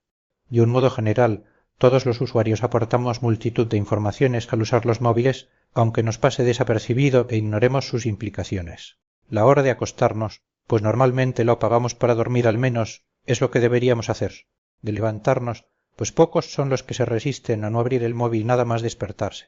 Lo mismo que el lugar donde lo hacemos, nuestra residencia habitual. Si ocasionalmente es en otro sitio, puede indicar que estamos de viaje, tenemos un trabajo nocturno o hemos pasado la noche con alguien. También lugares de trabajo y de ocio, rutinas diarias, hábitos de consumo, relaciones familiares y amistades, personas con las que mantenemos contacto, detalles muy concretos de los lugares por los que transitamos, nuestra música favorita o datos bancarios. Y si emplean aplicaciones específicas, se añaden el estado de salud, el ritmo cardíaco, la velocidad a la que andamos o corremos en realidad, mostramos sin el menor pudor toda nuestra vida, transparente como el cristal. Una de las características de los móviles inteligentes es que, a diferencia de los de la generación anterior, no se les puede quitar las baterías temporalmente. Esto implica que incluso estando aparentemente apagado puede emplearse para grabar en audio y vídeo un consejo. Siempre que no lo utilices, tapa la cámara. Aunque a primera vista nos pueda parecer muy exagerado, la realidad es que existen programas espías específicos para acceder a los contactos, agenda, mensajes o correos. Algunos de ellos se pueden adquirir libremente. La última novedad en control son los programas para identificar a los usuarios por su forma de teclear en el móvil o simplemente de moverlo. Además de los intereses comerciales que hay detrás, esta hipervigilancia también tiene sus riesgos políticos. Por ejemplo, en una manifestación multitudinaria es sencillo saber el número total de asistentes, quién ha participado, desde dónde han venido, con quiénes se han relacionado, dónde se refugian cuando llega la policía o a qué lugares o domicilios acuden. Así, es fácil identificar a los principales protagonistas. A la rica golosina, seductora e irresistible, el smartphone sustituye a la cámara de tortura. Griunchula-Echarene, según las últimas investigaciones, el español medio utiliza el móvil al menos 4 horas diarias. De ese tiempo, la mayor parte la dedica a los servicios de mensajería instantánea como WhatsApp o a sumergirse en las redes sociales como Facebook, TikTok, Instagram o Twitter. Además, el teléfono móvil es cada vez más empleado, casi obligatorio, para diversas actividades como efectuar pagos o recibir la clave que permita realizar una transferencia bancaria por Internet. En definitiva, nos han acostumbrado tanto a él, nos han creado una dependencia tan fuerte que la mayoría de nosotros no entendemos una vida en la que el móvil no esté omnipresente. Se ha convertido en una parte indisoluble de nuestro cuerpo, sobre todo para los más jóvenes. Para algunas personas es tan extremo que incluso dicen preferir perder un dedo de una mano antes que el móvil. Y nosotros, tan tranquilos nos lo acabamos de creer, pues lo cierto es que mucho menos de lo que deberíamos. El motivo es la mínima percepción de amenaza, de riesgo para nuestra privacidad que tenemos. Y no es solo por descuido o ignorancia. Nos han convencido de su inocuidad, pero no es así, ni mucho menos. Nos hemos metido al espía perfecto en el bolsillo y encima pagamos por ello. Enredados en aquellas redes, las motivaciones por las que usamos las redes sociales son variadas. Van desde estar actualizados sobre lo que sucede en el mundo a conectar con otras personas, entendernos a nosotros mismos o solventar conflictos emocionales. Tender la red para pescar datos. Las redes sociales se venden a sí mismas como facilitadoras de la comunicación entre personas e invitan a sus usuarios a compartir información o sentimientos. Pero cuando dicen compartir se refieren a generar contenido y datos para la propia plataforma. En realidad, lo que hacen es apelar a una práctica moral aceptada socialmente. Al considerar compartir como un acto de cooperación social, nos induce a los usuarios a pensar que es positivo publicar nuestros pensamientos, emociones y sentimientos en la plataforma. Lo que finalmente se consigue es que los usuarios publiquen contenidos relacionados directamente con su auténtica personalidad, contenidos que nunca harían públicos en la vida física. Por ello, el yo virtual está más próximo al yo real que al yo físico, por así decirlo. Enredar las emociones, los sentimientos y las emociones son de vital importancia para las empresas propietarias de las redes sociales, las cuales intentan por todos los medios que sea grata la experiencia de navegar por su plataforma. Mediante complejos y sofisticados procedimientos generan estados emocionales que hacen que los usuarios se sientan cómodos compartiendo información y experiencias. Para ello, se ha creado una serie de herramientas que ayudan a exteriorizar las emociones ante el estímulo que genera el contenido compartido. Por otro lado, se procura replicar artificialmente las relaciones sociales físicas. Se simula con gran habilidad una experiencia sin sugestiones en la que la información aparenta compartirse de manera natural. Una de las principales razones por las que las empresas no incluyen el no me gusta dislike es para evitar que los usuarios que comparten información tengan experiencias negativas que puedan impulsarlos a dejar de usar la red social. La influencia de Facebook en las emociones de sus usuarios está muy bien estudiada. Ya en el año 2012, la compañía ensayó cómo manipular el algoritmo para ofrecer a los usuarios diferentes tipos de información, positiva o negativa, con el propósito de influir en ellos. Los resultados mostraron una especie de contagio emocional. Quedó así demostrado que los usuarios eran más propensos a compartir información relacionada emocionalmente con la que se les había proporcionado.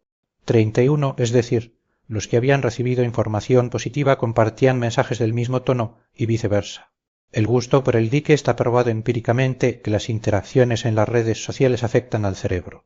Este tiene un sistema de recompensas que se activa cuando se recibe un me gusta o like.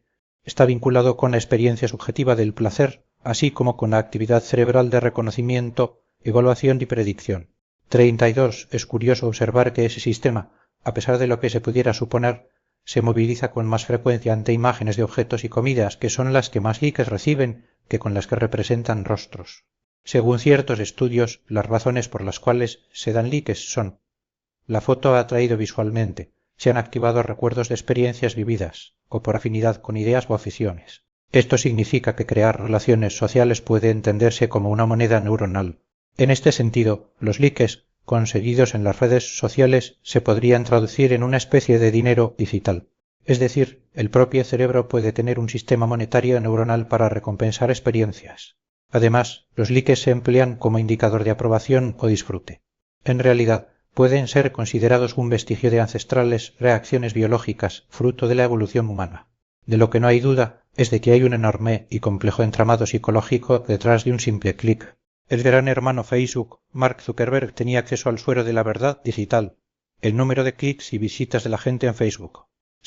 Stephen Sabiguiz, la empresa de Mark Zuckerberg, ha sido reiteradamente acusada de ser una gran plataforma de vigilancia de sus usuarios. De ellos obtendría innumerables datos que luego transmitiría, previo pago, a terceros. Entre otros, a anunciantes fines comerciales, a políticos, dirigir la intención de voto o a empresas que deseen contratar a un trabajador. De nuevo, los complejos e imprecisos términos y condiciones de uso, cuya tediosa lectura hace que prácticamente nadie los lea al completo, hacen que demos una cierta autorización explícita a la recogida de nuestros datos e incluso de los de nuestros contactos, pero sin que nadie nos explique con claridad dónde van a terminar. Y no son solo los datos que abiertamente aportamos, desde el perfil personal a las imágenes que subimos, el historial de navegación o los vídeos que vemos. Algo aparentemente tan inocente como dar un like también queda registrado y servirá para conocernos mejor. Con todos estos datos, sus sofisticados algoritmos establecen un perfil muy detallado del usuario que tiene valor por sí mismo y también como parte de otros perfiles colectivos. Luego, unos y otros serán vendidos. Ese perfil explicitará detalles de nuestra vida que nos pueden sorprender a nosotros mismos: salud física y mental, perfil psicológico, rasgos de la personalidad y el carácter, inclinaciones políticas, ideológicas y religiosas, aficiones y deportes, vicios y adicciones, o preferencias sexuales.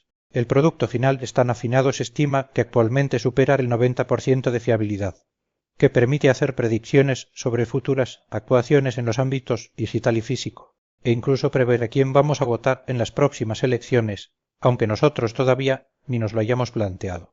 Obviamente, en algún sitio tenía que estar la ganancia de Facebook. Ni se nos ocurra pensar que es una organización altruista que solo busca ofrecer el mejor servicio gratuito a sus usuarios. Nada estaría más lejos de la realidad, pues su modelo de negocio es obtener datos para venderlos con importantes ganancias a empresas o candidatos electorales que se nutren de ellos.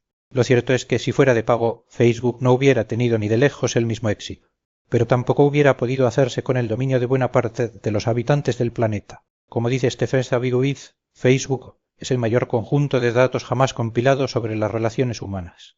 33. Y esto que decimos de Facebook lo podemos extrapolar a cualquier otra red social. El mecanismo es siempre igual, aunque varíen los procedimientos empleados. Por eso les interesa que pasemos todo el tiempo posible enganchados a sus plataformas. Cuanto más movimiento generamos, más rentables somos. No permitamos que nos engañen con un anzuelo envenenado. Si una empresa nos regala algo es porque aspira a beneficiarse de ello. Si la finalidad de todo negocio es ganar dinero, ¿qué interés puede tener Facebook en dar sin recibir? En esta vida nada es gratis. No debemos nunca olvidar esta máxima. Si algo te lo ofrecen gratis, el producto eres tú. ¿Qué pasa con WhatsApp? En 2014, Facebook compró WhatsApp por la friolera cifra de 20.000 millones de dólares. Obviamente, algún valor debía tener para que la gran red social realizara semejante dispendio en un servicio de mensajería instantánea. Y seguro que no era para ofrecerlo gratuitamente de manera altruista y sin el menor retorno, a más de 2.000 millones de usuarios en todo el planeta. Entre sus finalidades es lógico pensar que está la de obtener datos, y principalmente metadatos, de sus usuarios que luego, debidamente tratados por algoritmos, se transforman en un gran valor que compensa el gasto de la adquisición.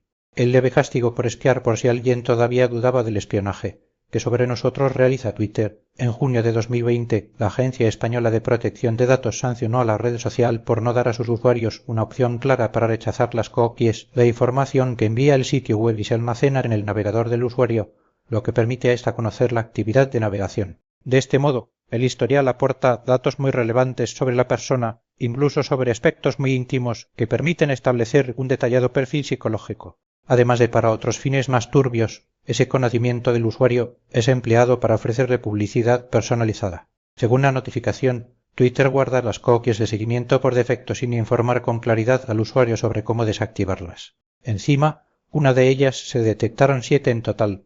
Está configurada para identificar y rastrear al visitante de la web. Esta infracción le ha costado a Twitter una multa de 30.000 euros. En concreto, por haber contravenido el artículo 22.2 de la Ley de Servicios de la Sociedad de Información y de Comercio Electrónico. En él se dice literalmente que los prestadores de servicios podrán utilizar dispositivos de almacenamiento y recuperación de datos en equipos terminales de los destinatarios, a condición de que los mismos hayan dado su consentimiento después de que se les haya facilitado información clara y completa sobre su utilización, en particular, sobre los fines del tratamiento de los datos, con arreglo a lo dispuesto en la Ley Orgánica 15/1999, de 13 de diciembre, de protección de datos de carácter personal. En todo caso, el importe de la sanción era calderilla para un gigante como Twitter. Y es que al considerar la agencia que se trataba de una infracción leve, se aplicó la cuantía máxima imponible. Lo que no deja de llamar la atención si tenemos en cuenta que estaba motivada por la intencionalidad de la empresa, la gran cantidad de usuarios españoles afectados y el beneficio obtenido por Twitter. Desde luego, con resoluciones así, es complicado que sirvan de escarmiento para conseguir que las empresas dejen de espiarnos. Los inmensos beneficios que obtienen con la gestión de nuestros datos compensan sobradamente las sanciones que se les impongan. Por otro lado, tanto las redes sociales como las aplicaciones y los fabricantes de móviles aprovechan que casi ningún usuario se lee unas condiciones extensísimas, farragosas y casi incomprensibles. Y si alguien duda, la única opción que tiene es no emplear los programas y utilidades, que en algunos casos se han vuelto casi imprescindibles en nuestras vidas. TikTok, el último enredador a finales de junio de 2020, la aplicación china TikTok fue prohibida por el gobierno indio, acusada de comunicar los datos de los usuarios de ese país a las autoridades de Pekín. Supuso un fuerte revés para TikTok, pues era usada habitualmente por cientos de miles de indios, especialmente jóvenes, una importante parte de los usuarios en el mundo, tanto para subir vídeos divertidos como para temas profesionales, al estar accesible en 14 de las lenguas habladas en el país. Anonymous se unió a las críticas contra TikTok. El 1 de julio de 2020 publicó en Twitter un mensaje en el que instaba a eliminar la aplicación. Añadía que las personas que la utilizaban debían saber que era esencialmente un malware, un programa con fines hostiles, gestionado por el gobierno chino para realizar espionaje masivo. Otros expertos informáticos lanzaron mensajes similares, acusando a TikTok de no respetar la privacidad en iOS, el sistema operativo móvil de Apple, lo que podrían haber descubierto empleando ingeniería inversa. Lo cierto es que sus vídeos de menos de 15 segundos que cualquier persona puede crear y subir se han convertido en todo un fenómeno social de escala planetaria. Cuenta ya con más de 1.000 millones de usuarios, sobre todo adolescentes. Desarrollada por la pequinesa ByteDance, propiedad de Zeta Engineering, es reiteradamente acusada de estar relacionada con el Partido Comunista de China PCCH. Estados Unidos lleva tiempo sospechando de esta aplicación, un recelo seguramente fomentado por su creciente rivalidad geopolítica con China. En octubre de 2019, 2 senadores estadounidenses alertaron del riesgo que la aplicación tenía como medio de espionaje, por lo cual pidieron a los servicios de inteligencia que abrieran una investigación. Poco después, a mediados de diciembre, el Pentágono solicitó a su personal eliminar esta aplicación de sus teléfonos por el riesgo de que pudiera hacerse con información personal. A raíz de ello, desde finales de 2019, el ejército estadounidense prohibió a sus tropas utilizar la aplicación en los dispositivos oficiales al considerarla un peligro para la seguridad nacional. En julio de 2020, el secretario de Estado, Mike Pompeo, dejó caer la posibilidad de prohibir TikTok en su país ante el temor de que el gobierno chino la estuviera empleando para vigilar y distribuir propaganda. Finalmente, el 6 de agosto de 2020, el presidente Donald Trump firmó una orden ejecutiva prohibiendo a las empresas estadounidenses realizar cualquier negocio o transacción con ByteDance a partir de un plazo de 45 días. Se alegó como razón la protección de la seguridad nacional. Según el texto de la orden, TikTok recopilaba datos que permitían al PCCH acceder a información personal y privada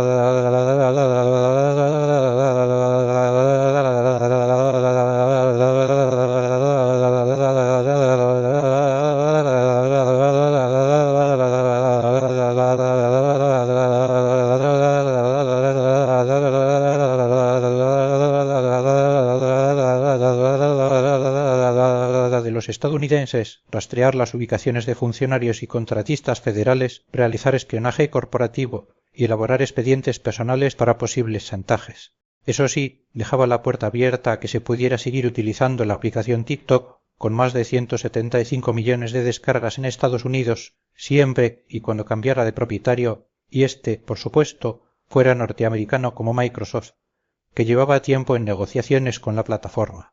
Los fundamentos de TikTok no son muy diferentes de los de otras redes sociales. Todo por un like o una recomendación. Si por conseguir muchas perdemos privacidad, no importa, lo primero es lo primero, que nos convierte en consumidores compulsivos de vídeos en los que se mezcla el humor, la música y muchas situaciones absurdas, no hay problemas. Lo importante es estar a la última en engancharnos al puro entretenimiento. Al menos es lo que pensamos hoy, sin plantearnos las posibles repercusiones futuras. Y la sospecha de que facilitan datos a algún servicio de inteligencia no tendría nada de descabellado. Después de todo, ¿qué han estado haciendo las populares aplicaciones estadounidenses? Leyendo entre líneas, lo que venía a decir Trump en su orden de prohibición era que no le importaba que TikTok siguiera espiando siempre y cuando la información obtenida estuviera en manos de su país y no de China, su gran rival geoestratégico. De la aplicación, pues así Washington podría disponer de otro instrumento de espionaje social. Ya lo sabemos, ¿y ahora qué? Las redes sociales virtuales tienen una cara positiva y otra negativa. Ni que decir tiene que las grandes empresas, como Facebook o Twitter, publicitan su lado positivo y promueven un entorno de felicidad entre sus usuarios. Lo que tiene toda la lógica, ya que se entiende que las personas felices consumen más y las redes son empleadas en gran medida como plataformas para insertar publicidad. Pero también son magníficos mecanismos para obtener información sobre nosotros con fines económicos y políticos. Quizá lo peor de todo es que muchísimos somos conscientes de que se emplean nuestros datos y lo aceptamos con absoluta pasividad, rendidos ante la aparente imposibilidad de escapar de esta hipervigilancia a la que nos someten y que no hace más que aumentar.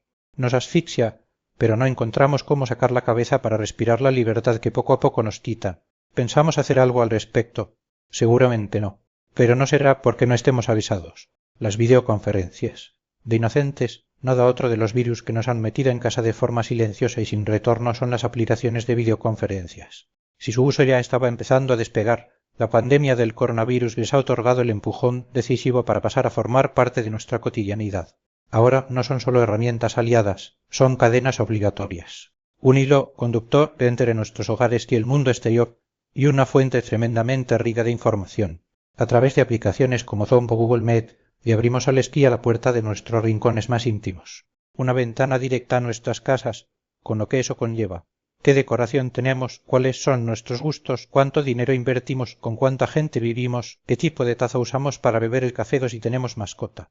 Zoom, una pequeña aplicación que se hizo de un día para otro con 300 millones de usuarios, fue, de hecho, muy criticada por su falta de seguridad. Efectivamente, como la misma empresa reconoció, los estándares de seguridad con los que contaban no estaban preparados para semejante demanda. Los riesgos incluyen el Zoom Bombing, que permite que personas no invitadas se cuelen en nuestras reuniones virtuales, o el acceso a los documentos almacenados en nuestro ordenador. En el caso de Skype, se la señala por estar permeada por la NSA, la cual, merced a sus sistemas de vigilancia electrónica, como el mencionado programa PRIS, monitorizaría todas las comunicaciones audiovisuales realizadas en esta plataforma. Así nos entregamos sin reparo y sin elección a un uso que sin tapujos nos alerta de su falta de capacidad para proteger nuestra privacidad. Hemos preparado el escenario perfecto para una película de terror. Predicción o maldición del futuro se convierte en predecible y controlable. Byung-Chul actualmente, en nuestros ordenadores y móviles tenemos instaladas aplicaciones como Google o WhatsApp que se adelantan a nuestro pensamiento y nos aconsejan las palabras que deberíamos emplear para completar la frase que estamos escribiendo. Es lo que se llama escritura predictiva cada vez más perfeccionada. No es que detrás haya un adivino o una echadora de cartas, tampoco se trata de magia, aunque algo de eso hay. El principio se basa en que cuando un mismo gesto o una actividad de cualquier naturaleza se repite millones de veces, los algoritmos de una red neuronal actúan sobre estos datos aparentemente sin relación y los transforman en un patrón de uso o comportamiento que permite realizar predicciones. En el caso de la escritura predictiva se emplean las palabras que hemos escrito anteriormente. No se limita a ayudarnos a redactar, pues tiene muchas más funciones. Todos, de una u otra forma, alimentamos estos sistemas de predicción, pues los datos individuales se convierten en certezas colectivas. Por ejemplo, la información que damos en las redes se emplea para hacer predicciones sobre el comportamiento social. Otra utilidad es la denominada vigilancia predictiva. Ya se ha implementado en muchas ciudades del mundo, permitiendo conocer, por ejemplo, qué calles precisan mayor vigilancia y a qué horas. Uno de los programas informáticos más empleados en este campo es Predpol, en funcionamiento desde 2012. 34 para efectuar sus predicciones. El programa tan solo necesita 3 datos: tipo de crimen, lugar y fecha. Con ellos predice cuáles son los lugares que necesitan más protección contra ese delito. No obstante, el espectro de la ciencia predictiva que genera estas teóricas certezas sobre nuestro futuro apenas está en pañales, pero tiene un gran potencial en todos los ámbitos. En el plano comercial, para conocer con antelación nuestros gustos y preferencias de compra o ofrecernos servicios antes de que los hayamos solicitado o ni tan siquiera pensado en ellos. En el político, para anticiparse al voto del ciudadano o preparar discursos que conecten con las exigencias y expectativas de la población. En el personal, para prever dónde vamos a ir de vacaciones o con quién vamos a pasar la tarde. Una vez perfeccionado, convertirá a los asistentes personales, digitales poco menos que en videntes de nuestras intenciones y deseos. En un futuro muy cercano, a tenor de las últimas investigaciones que se están realizando, la predicción llegará al extremo de anticiparse a acciones y necesidades que la persona ni siquiera se habrá planteado aún. De lograrse, esta red neuronal convolucional de algoritmos de deep learning muy complejos podría anticipar el futuro varios minutos antes de que ocurriera. 35. La maldición digital predecir mejor puede dar lugar a discriminar de un modo más sutil y nefasto. Stephen Savidowitz, el gran peligro es que el avance en la capacidad de predicción llegue a poner en serio riesgo la libertad individual, precisamente por el hecho de que se puede intuir con precisión el futuro, pues al conocerlo, cabe la posibilidad de alterarlo de diversos modos, transformando así la realidad. En cierto modo, es como poder viajar al futuro, en una máquina del tiempo, para luego regresar al presente y actuar sobre éste para que el porvenir que hemos visto no llegue a materializarse.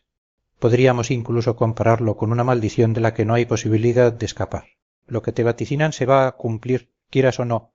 De momento, el margen para huir todavía se antoja amplio, pero en un futuro más o menos próximo estaremos condenados a hacer lo que alguien o algo el algoritmo dictador haya previsto que hagamos. En este sentido, Edward Snowden ha afirmado en repetidas ocasiones que la predictibilidad es una gran manipulación.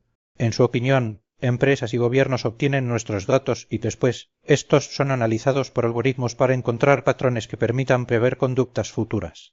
El propósito es alterarlas a su antojo, modificar los hábitos y el comportamiento de personas o sociedades enteras. Y no tardando mucho el pensamiento, para que luego nos digan que cada vez somos más libres. Vigilancia social.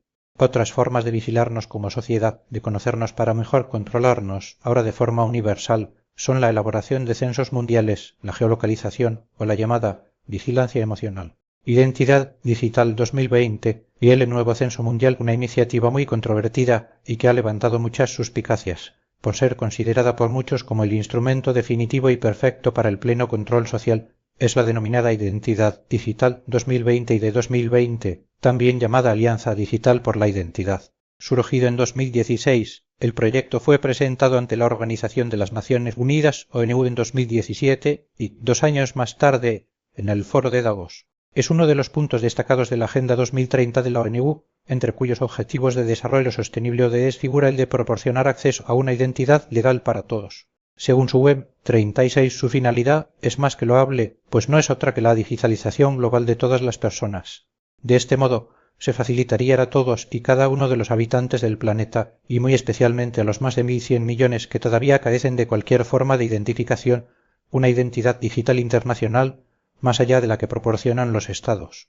Para ello, emplearían las capacidades de las nuevas tecnologías como la biometría, el blockchain y la encriptación, abandonando así definitivamente los métodos actuales de identificación, considerados como arcaicos, inseguros e irrespetuosos con la privacidad. En la misma web se informa de que está patrocinado por Accenture, empresa internacional de consultoría y servicios profesionales, Gavite Vaccine Alliance, asociación de instituciones públicas y privadas dedicada a la vacunación de los niños de los países más pobres, relacionada con la Fundación Bill y Melinda Gates, con sede en Suiza y Estados Unidos, y galardonada con el Premio Princesa de Asturias de Cooperación Internacional en 2020, la Fundación Rockefeller, la poderosa entidad dedicada al bienestar de la población mundial, Microsoft, la multinacional tecnológica estadounidense fundada por Bill Gates e IDEO-RG, compañía internacional de diseño y consultoría. Cuenta, además, con el apoyo del Centro Internacional de Informática de Naciones Unidas, un servicio interinstitucional destinado a prestar servicios de procesamiento electrónico de datos.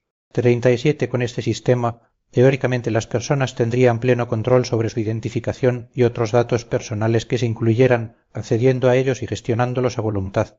Además, según declaraciones de algunos de sus principales impulsores, como su directora ejecutiva, Dakota Bruner, esta identidad digital, considerada un derecho básico y universal, es imprescindible para que los gobiernos puedan planificar y poner en práctica políticas sociales que beneficien a todos y cada uno de sus ciudadanos, lo que debe lograrse no más tarde del año 2030.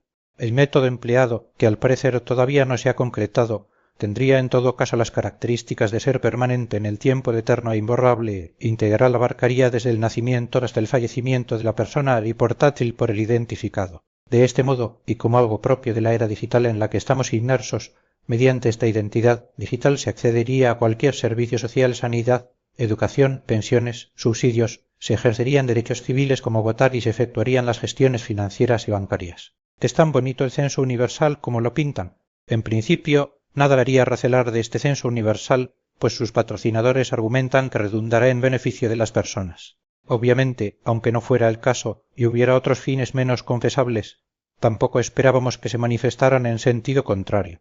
Pero el riesgo, sin duda, es grande. No podemos obviar que esta identificación digital recogería toda nuestra vida. Los datos más básicos, fecha y lugar de nacimiento, nacionalidad, padres y los biométricos, huellas digitales, iris oculares, configuración morfológica, así como otros accesorios, pero no menos importantes como estudios, movimientos, serviría como pasaporte electrónico, empleos, etc. Sin olvidar las referencias a nuestra capacidad económica. En realidad, sería posible añadir cuantos datos se deseen. Hay que creérselo. Si atendemos a lo que históricamente han significado los censos, las dudas surgen por todos lados. ¿Se empleará realmente ese censo universal para los fines altruistas que se han anunciado? No habrá, como siempre, otras razones ocultas.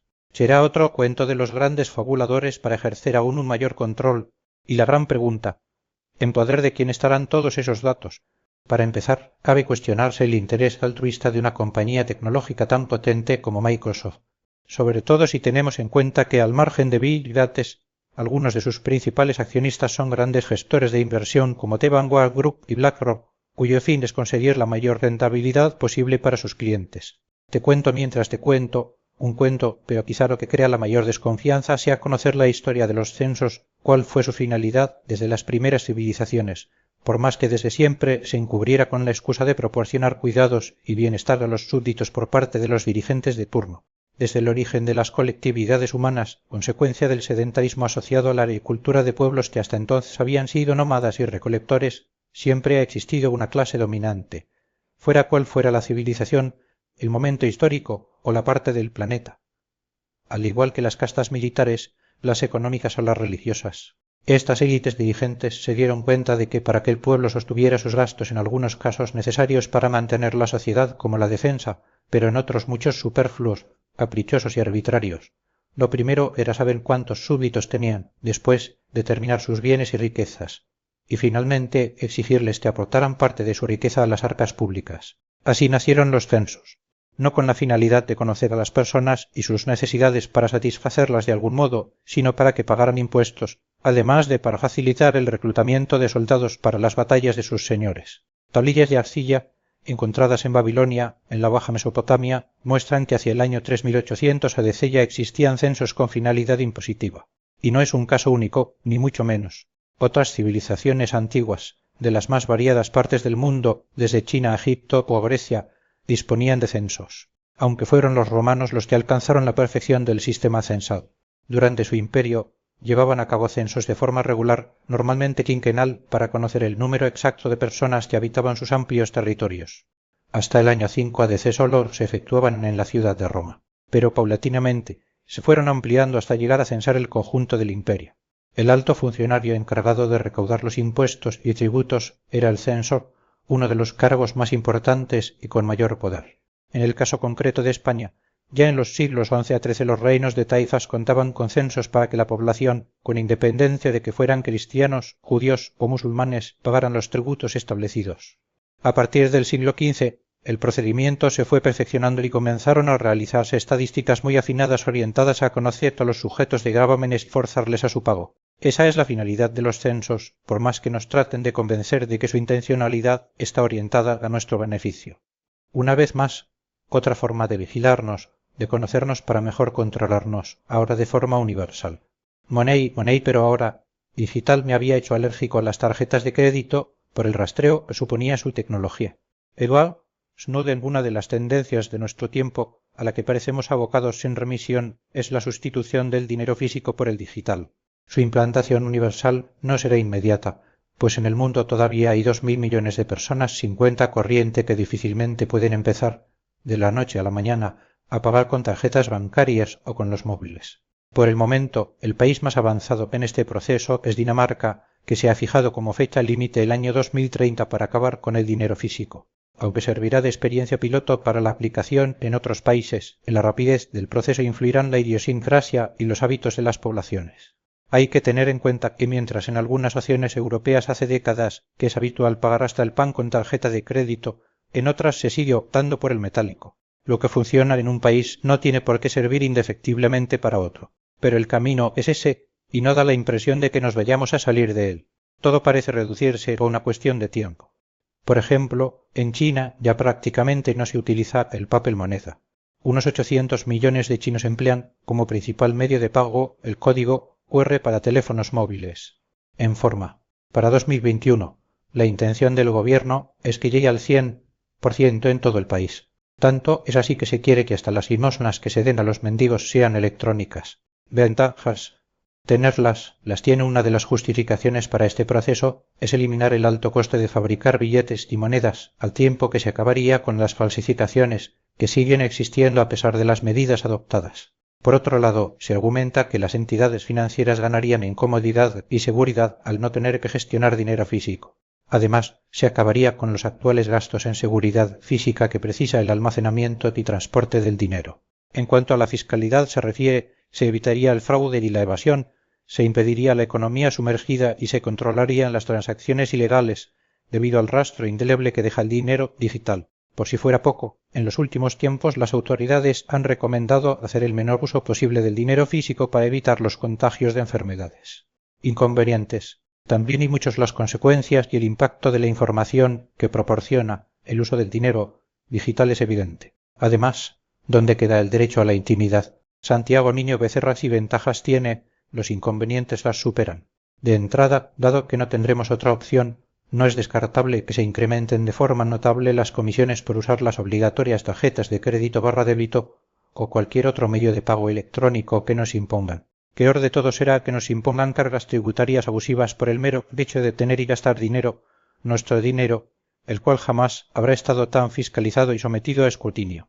Tampoco parece descabellado pensar que al ir paulatinamente desapareciendo las sucursales de los bancos y por tanto el trato directo con el cliente, solo la élite seguirá contando con un servicio bancario personalizado, inaccesible para el común mortal, lo que significará otro boquete más en la ya amplia brecha social que se avecina, donde las diferencias entre ricos la élite tecnológica y los pobres todos los demás marcarán el ritmo de los tiempos.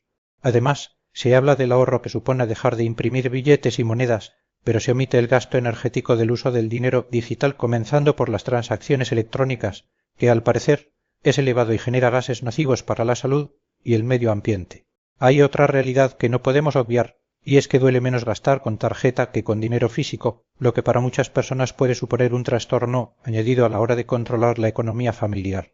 La ventaja de la seguridad es más que discutible. Lo mismo que se han atracado bancos o se ha robado a particulares, de igual forma los criminales buscarán otras formas de hacerse con el dinero ajeno. Los saqueos, engaños, fraudes y estafas estarán a la orden del día una vez que se implante el dinero digital. De hecho, ya está sucediendo. Y por lo que respecta a la criminalidad contra la hacienda pública, seguro que los delincuentes encontrarán la forma de seguir con sus actividades mediante trueque, moneda paralela o intercambio de servicios. Pero los problemas no acaban ahí. Pensemos en lo que pasará cuando vayamos a pagar y no tengamos conexión, lo que seguro sucederá en numerosas ocasiones. Por más que paulatinamente se disponga de mayor y mejor cobertura, nunca estará exenta de fallos, a los que hay que incluir los que tengan los dispositivos, los conocidos datáfonos, con los que se efectúe el cobro. Pero la principal amenaza para el ciudadano es la pérdida de su intimidad. Con el pago digital se puede obtener mucha información sobre una persona. Todo está expuesto. Estado de salud, compras en farmacias y supermercados, pagos a facultativos, gustos y preferencias, colonias, ropa, películas, comidas, restaurantes, medios de transporte utilizados, autopistas, gasolineras, alquileres, viajes realizados, hoteles, horarios, lugares, posible uso fraudulento de efectivo si se dejan de hacer pagos rutinarios con tarjeta, religión, cepillos digitales, aficiones y adicciones, juego presencial y online, artículos comprados. Basta con rastrear las transacciones realizadas para obtener estos datos y elaborar un perfil muy definido de una persona, incluso ideológico y político, además de, por supuesto, económico. No es, en absoluto, un sistema inocuo o inocente. De nuevo, una vez que se conoce a fondo al ciudadano, será mucho más fácil manipularlo, imponerle normas y hasta castigarlo si no hace, come o practica lo que el gobierno le ha ordenado o aconsejado. De este modo, perderemos nuestros últimos resquicios de libertad. Seremos totalmente transparentes para cualquiera que ponga interés en nuestras intimidades. Más vale dinero en mano que ciento, y citariando el salto de la democracia a la dictadura es fácil cuando todo el dinero es digital. Marta Peirano, es más que obvio que estamos asistiendo a los últimos días de la banca tradicional y el final del dinero físico va íntimamente ligado a ello. Pero esto es un arma de doble filo, pues la pérdida del anonimato que proporciona el metálico va en contra de la privacidad. Aspecto nada baladí que será aprovechado por los poderes para estrechar aún más el cerco sobre las personas. Nos lo venden como comodidad, al igual que con los móviles e Internet, pero perdemos intimidad y ofrecemos aún más datos que, cruzados con otros, permiten saber todo sobre nosotros. En definitiva, el dinero digital será otro instrumento, y no poco importante, tanto de vigilancia como de manipulación social. Vigilancia, a domicilio, nos hemos convertido en esclavos de dispositivos que se suponen están a nuestro servicio. Ahora, quien les da las órdenes no es el que manda. Somos meros vasallos digitales del que gobierna, desde la opacidad, ese aparato tan gracioso con el que hablamos, y que, al paso que vamos, puede convertirse en nuestro único compañero de piso. Altavoces muy inteligentes, la gente está perdiendo el gusto por la vida privada y ya ni la percibe. Milancunera la irrupción en nuestras vidas de los altavoces inteligentes ha completado el proceso de vigilancia domiciliaria iniciado con los móviles. Con inconsciencia plena, los compramos y los colocamos en lugares estratégicos de nuestro hogar, no sea que vayan a perderse algún detalle de nuestra privacidad. ¿Y creéis que adoptamos alguna medida de seguridad, como taparlos con un material aislante de las ondas cuando no los estamos usando? Pues la realidad es que, en la inmensísima mayoría de los casos, la respuesta es no. En primer lugar, debemos ser conscientes de que hemos metido en casa un micrófono del que no sabemos muy bien qué escucha ni cuándo lo hace, al igual que también desconocemos dónde termina y para qué se utiliza todo lo que capta. Su capacidad para recoger información sobre nosotros es realmente abrumadora, no solo cuando hablamos con ellos, pues nuestra interactuación refleja muchos e importantes datos, compras, aficiones, enfermedades, sino también cuando están a la escucha para atender solícitos nuestras órdenes. Es evidente que para poder reaccionar cuando requerimos sus servicios deben estar a la escucha permanente, en una especie de alerta activa. Otra cosa es que estén recogiendo sonidos en todo momento y que alguien los pueda aprovechar sin nuestro conocimiento, aunque todo apunta a que es más que posible, especialmente en algunos dispositivos. Y si bien su pequeña configuración de memoria interna no nos debería hacer desconfiar, lo preocupante es que su actividad la realiza en la nube y ahí las dimensiones y capacidades son casi infinitas. Lo que además permitiría al fabricante almacenar cuantas grabaciones desee de todos sus dispositivos por cientos de miles o millones que sean. Obviamente, si preguntáramos a las compañías que los comercializan, seguro que nos dirían que lo hacen para mejorar la prestación del servicio sin ningún fin que pueda perjudicar o ir contra los intereses de los usuarios, como no. ¿Acaso esperaríamos otra respuesta? El otro gran riesgo es que, aunque no graben permanentemente, alguien puede activarlos de forma remota a voluntad y hacerse con conversaciones privadas, lo que podría ser realmente comprometedor. Sensores caseros, la situación tiende a empeorar. Ya no son solamente los altavoces inteligentes de los asistentes de voz, modernos mayordomos digitales, los inesperados huéspedes. La mayoría de las empresas líderes de Internet están fomentando el uso de sensores instalados en prácticamente cualquier dispositivo u utensilio, comenzando por los electrodomésticos de uso más común, todos interconectados en el denominado Internet de las cosas. Así, se inserta Wi-Fi, Bluetooth, micrófonos y cámaras en batidoras, microondas, relojes de pared, colchones, frigoríficos, lavadoras, televisores y otros dispositivos de las casas domóticas. Ningún rincón del hogar se libra de ellos, ni siquiera el más íntimo. Con esta tecnología se puede tener acceso a aspectos muy personales de cualquiera de nosotros, qué y cuándo cocinamos, horas de sueño, si lavamos la ropa y el tipo de ella, cuándo dormimos en casa y si lo hacemos solos o acompañados, variaciones de peso, enfermedades o dolencias, aficiones y un largo etcétera. A este paso, en breve los electrodomésticos nos disuadirán o incluso prohibirán comer determinados alimentos o echar una siesta a una hora indebida. Nuestra vida está permanentemente vigilada, analizada y condicionada. Pero que no cunda el pánico. Seguro que es por nuestro bienestar y para ganar en felicidad. Por el no. Geolocalízate y te diré quién eres. Un elemento clave dentro del proceso de vigilancia total es la geolocalización. Sin duda, nos reporta grandes ventajas como facilitarnos seguir nuestra ruta o encontrar la gasolinera, el hospital o el restaurante más cercano. Pero también aporta una enorme cantidad de datos y con una calidad increíble. Entre otras muchas cosas, al detallar todos nuestros movimientos, permite saber dónde residimos y trabajamos, los sitios que visitamos, gimnasios, tiendas, farmacias, los lugares de culto en los que entramos, de lo que se puede deducir la religión que practicamos, la velocidad a la que nos desplazamos relacionada con el estado de salud, cuándo y con qué frecuencia entramos en un establecimiento. La cosa no acaba ahí. Además de los datos individuales, la geolocalización permite elaborar una lista completa de las personas que acudieron a una manifestación, un macroconcierto, una discoteca o un campo de fútbol, lo que tiene sus lógicas repercusiones políticas o económicas. La geolocalización tiene otra aplicación menos conocida, más propia del ámbito policial o de inteligencia. Permite conocer, o al menos sospechar, si una persona utiliza varios móviles. Una vez localizado uno de ellos, si desde exactamente el mismo lugar se emplean números desconocidos, cada tarjeta SIM y cada dispositivo tienen sus propios identificadores, lo más probable es que todos estén siendo utilizados por la misma persona, aunque sea otra la que figure como titular, algo muy propio de individuos involucrados en actividades delictivas. A igual conclusión se puede llegar si dos o más móviles se desplazan al unísono. GPS, vigilancia celestial, todo esto es posible gracias al sistema de posicionamiento Global GPS, siglas de Global Positioning System, que permite determinar la posición de cualquier objeto en la Tierra, que en este caso de cualquier teléfono móvil. Actualmente propiedad de la Fuerza Espacial de Estados Unidos, su amplia red de satélites en órbita permite que enviando al menos 4 de ellos se pueda saber dónde se encuentra un móvil y el itinerario que ha seguido, pues todos los de la categoría inteligentes llevan incorporado este sistema de geolocalización. Este análisis de las señales del GPS proporciona los datos de forma inmediata y con una exactitud de muy pocos metros o incluso de centímetros.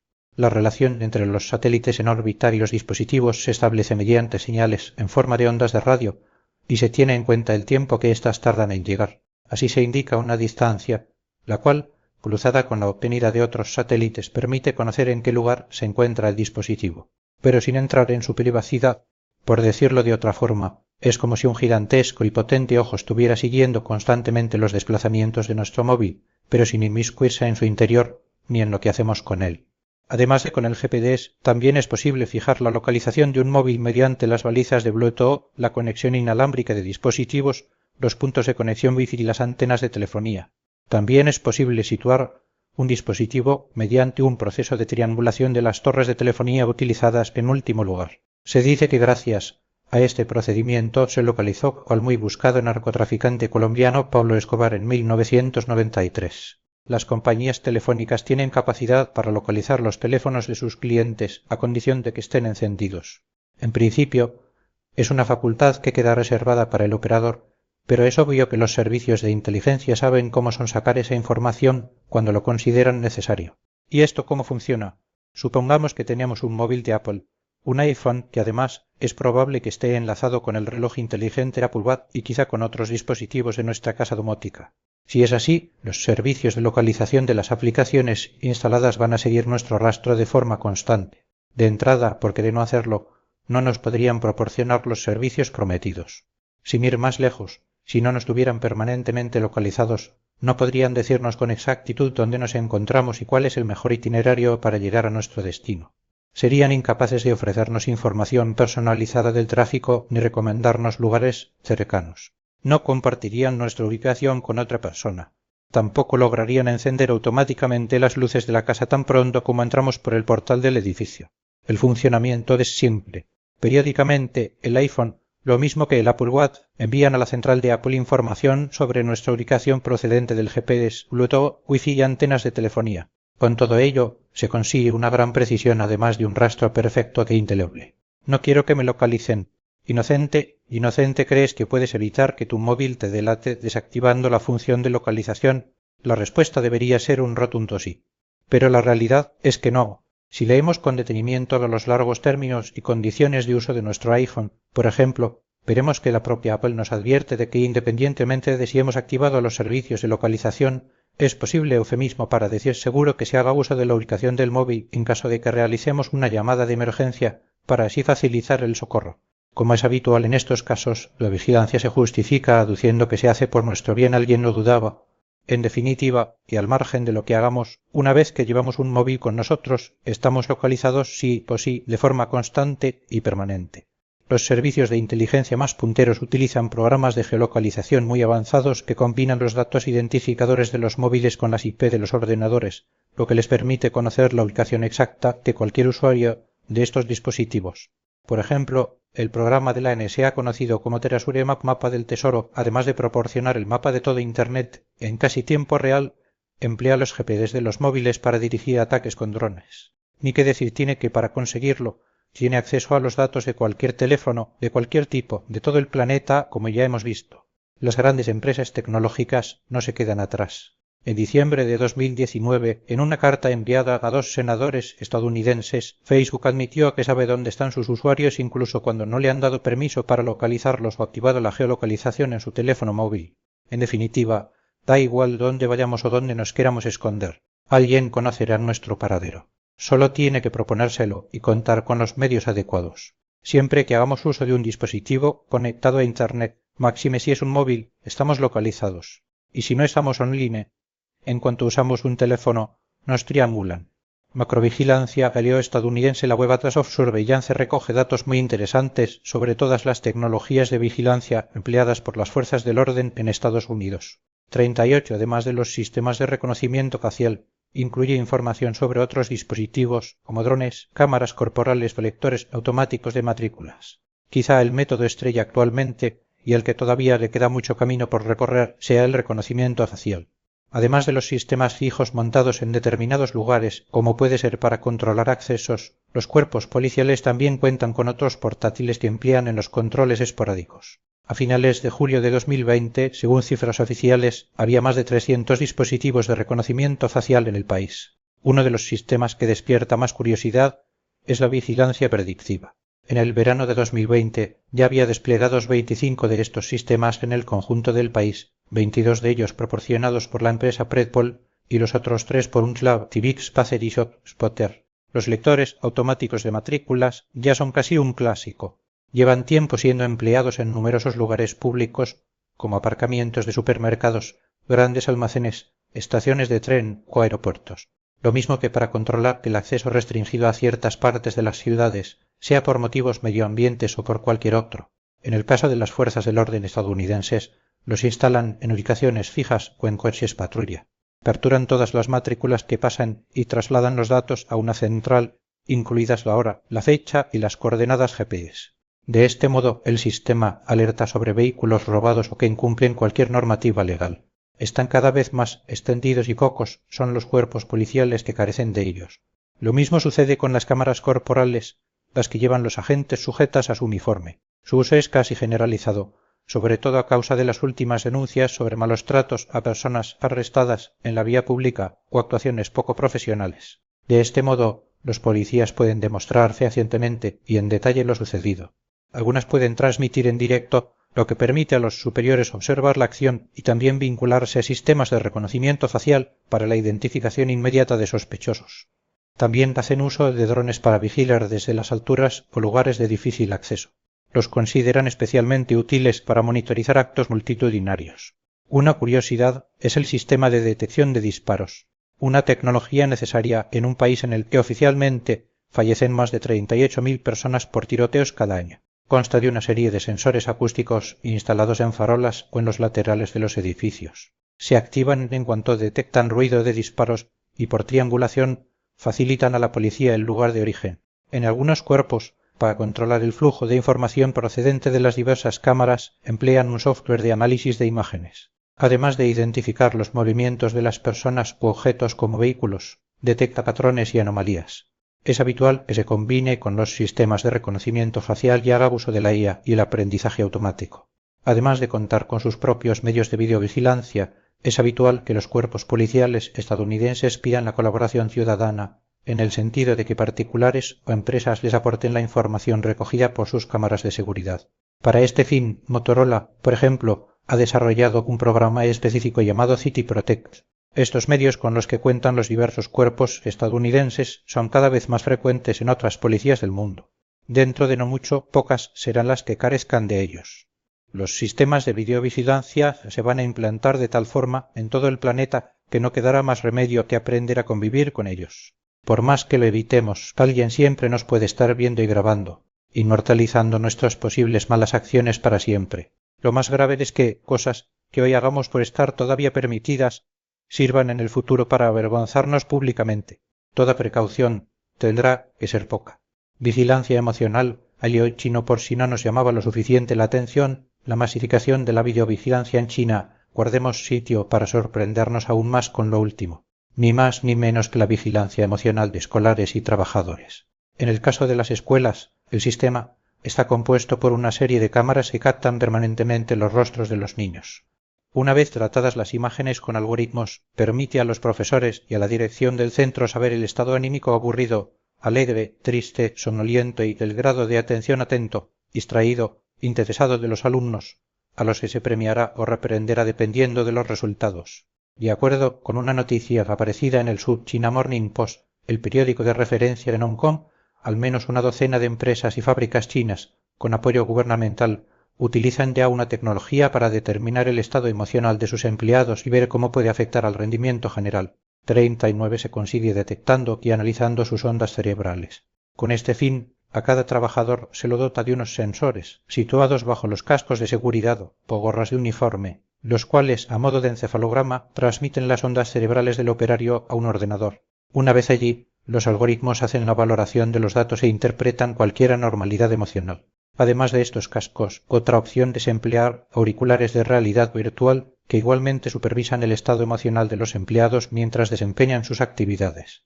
Según de allá, una empresa de tecnología de Shanghái, sus dispositivos para monitorizar el cerebro son empleados de forma habitual por los conductores de los trenes de alta velocidad que realizan el trayecto Pekín-Shanghái.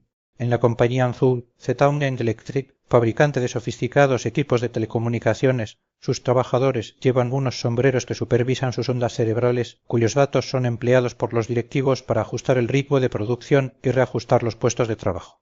De este modo, según la empresa, se incrementa el rendimiento general de los empleados al regular la frecuencia y duración de los descansos y reducirse el estrés mental. A su vez, la Universidad Mingwe lleva a cabo el proyecto NeuroCap sobre vigilancia cerebral. Financiado por el gobierno chino, desarrolla algunas de las investigaciones más punteras en este campo. En Yodas y Avestruz digitan la conclusión sobre este capitalismo de la vigilancia, como se ha dado en llamar a esta hipervigilancia a la que estamos sometidos, es que hemos cedido libertad, seguridad, privacidad e intimidad por comodidad y pasividad escondiendo la cabeza como un avestruz ante los peligros del dominio digital, nada parece importarnos con tal de seguir utilizando tanto tiempo como sea posible los dispositivos conectados a la red cada vez más presentes en nuestras vidas y que nos tienen enganchados, convertidos en yonquis tecnológicos. Lo único cierto es que todos estamos en riesgo, aunque nos creamos anodinos. Somos un objetivo permanente.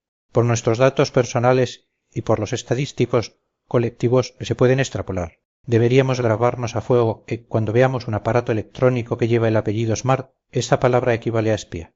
Y además de proporcionarnos el lógico servicio para el que fue fabricado, puede servir para conocer todos y cada uno de los aspectos de nuestra existencia.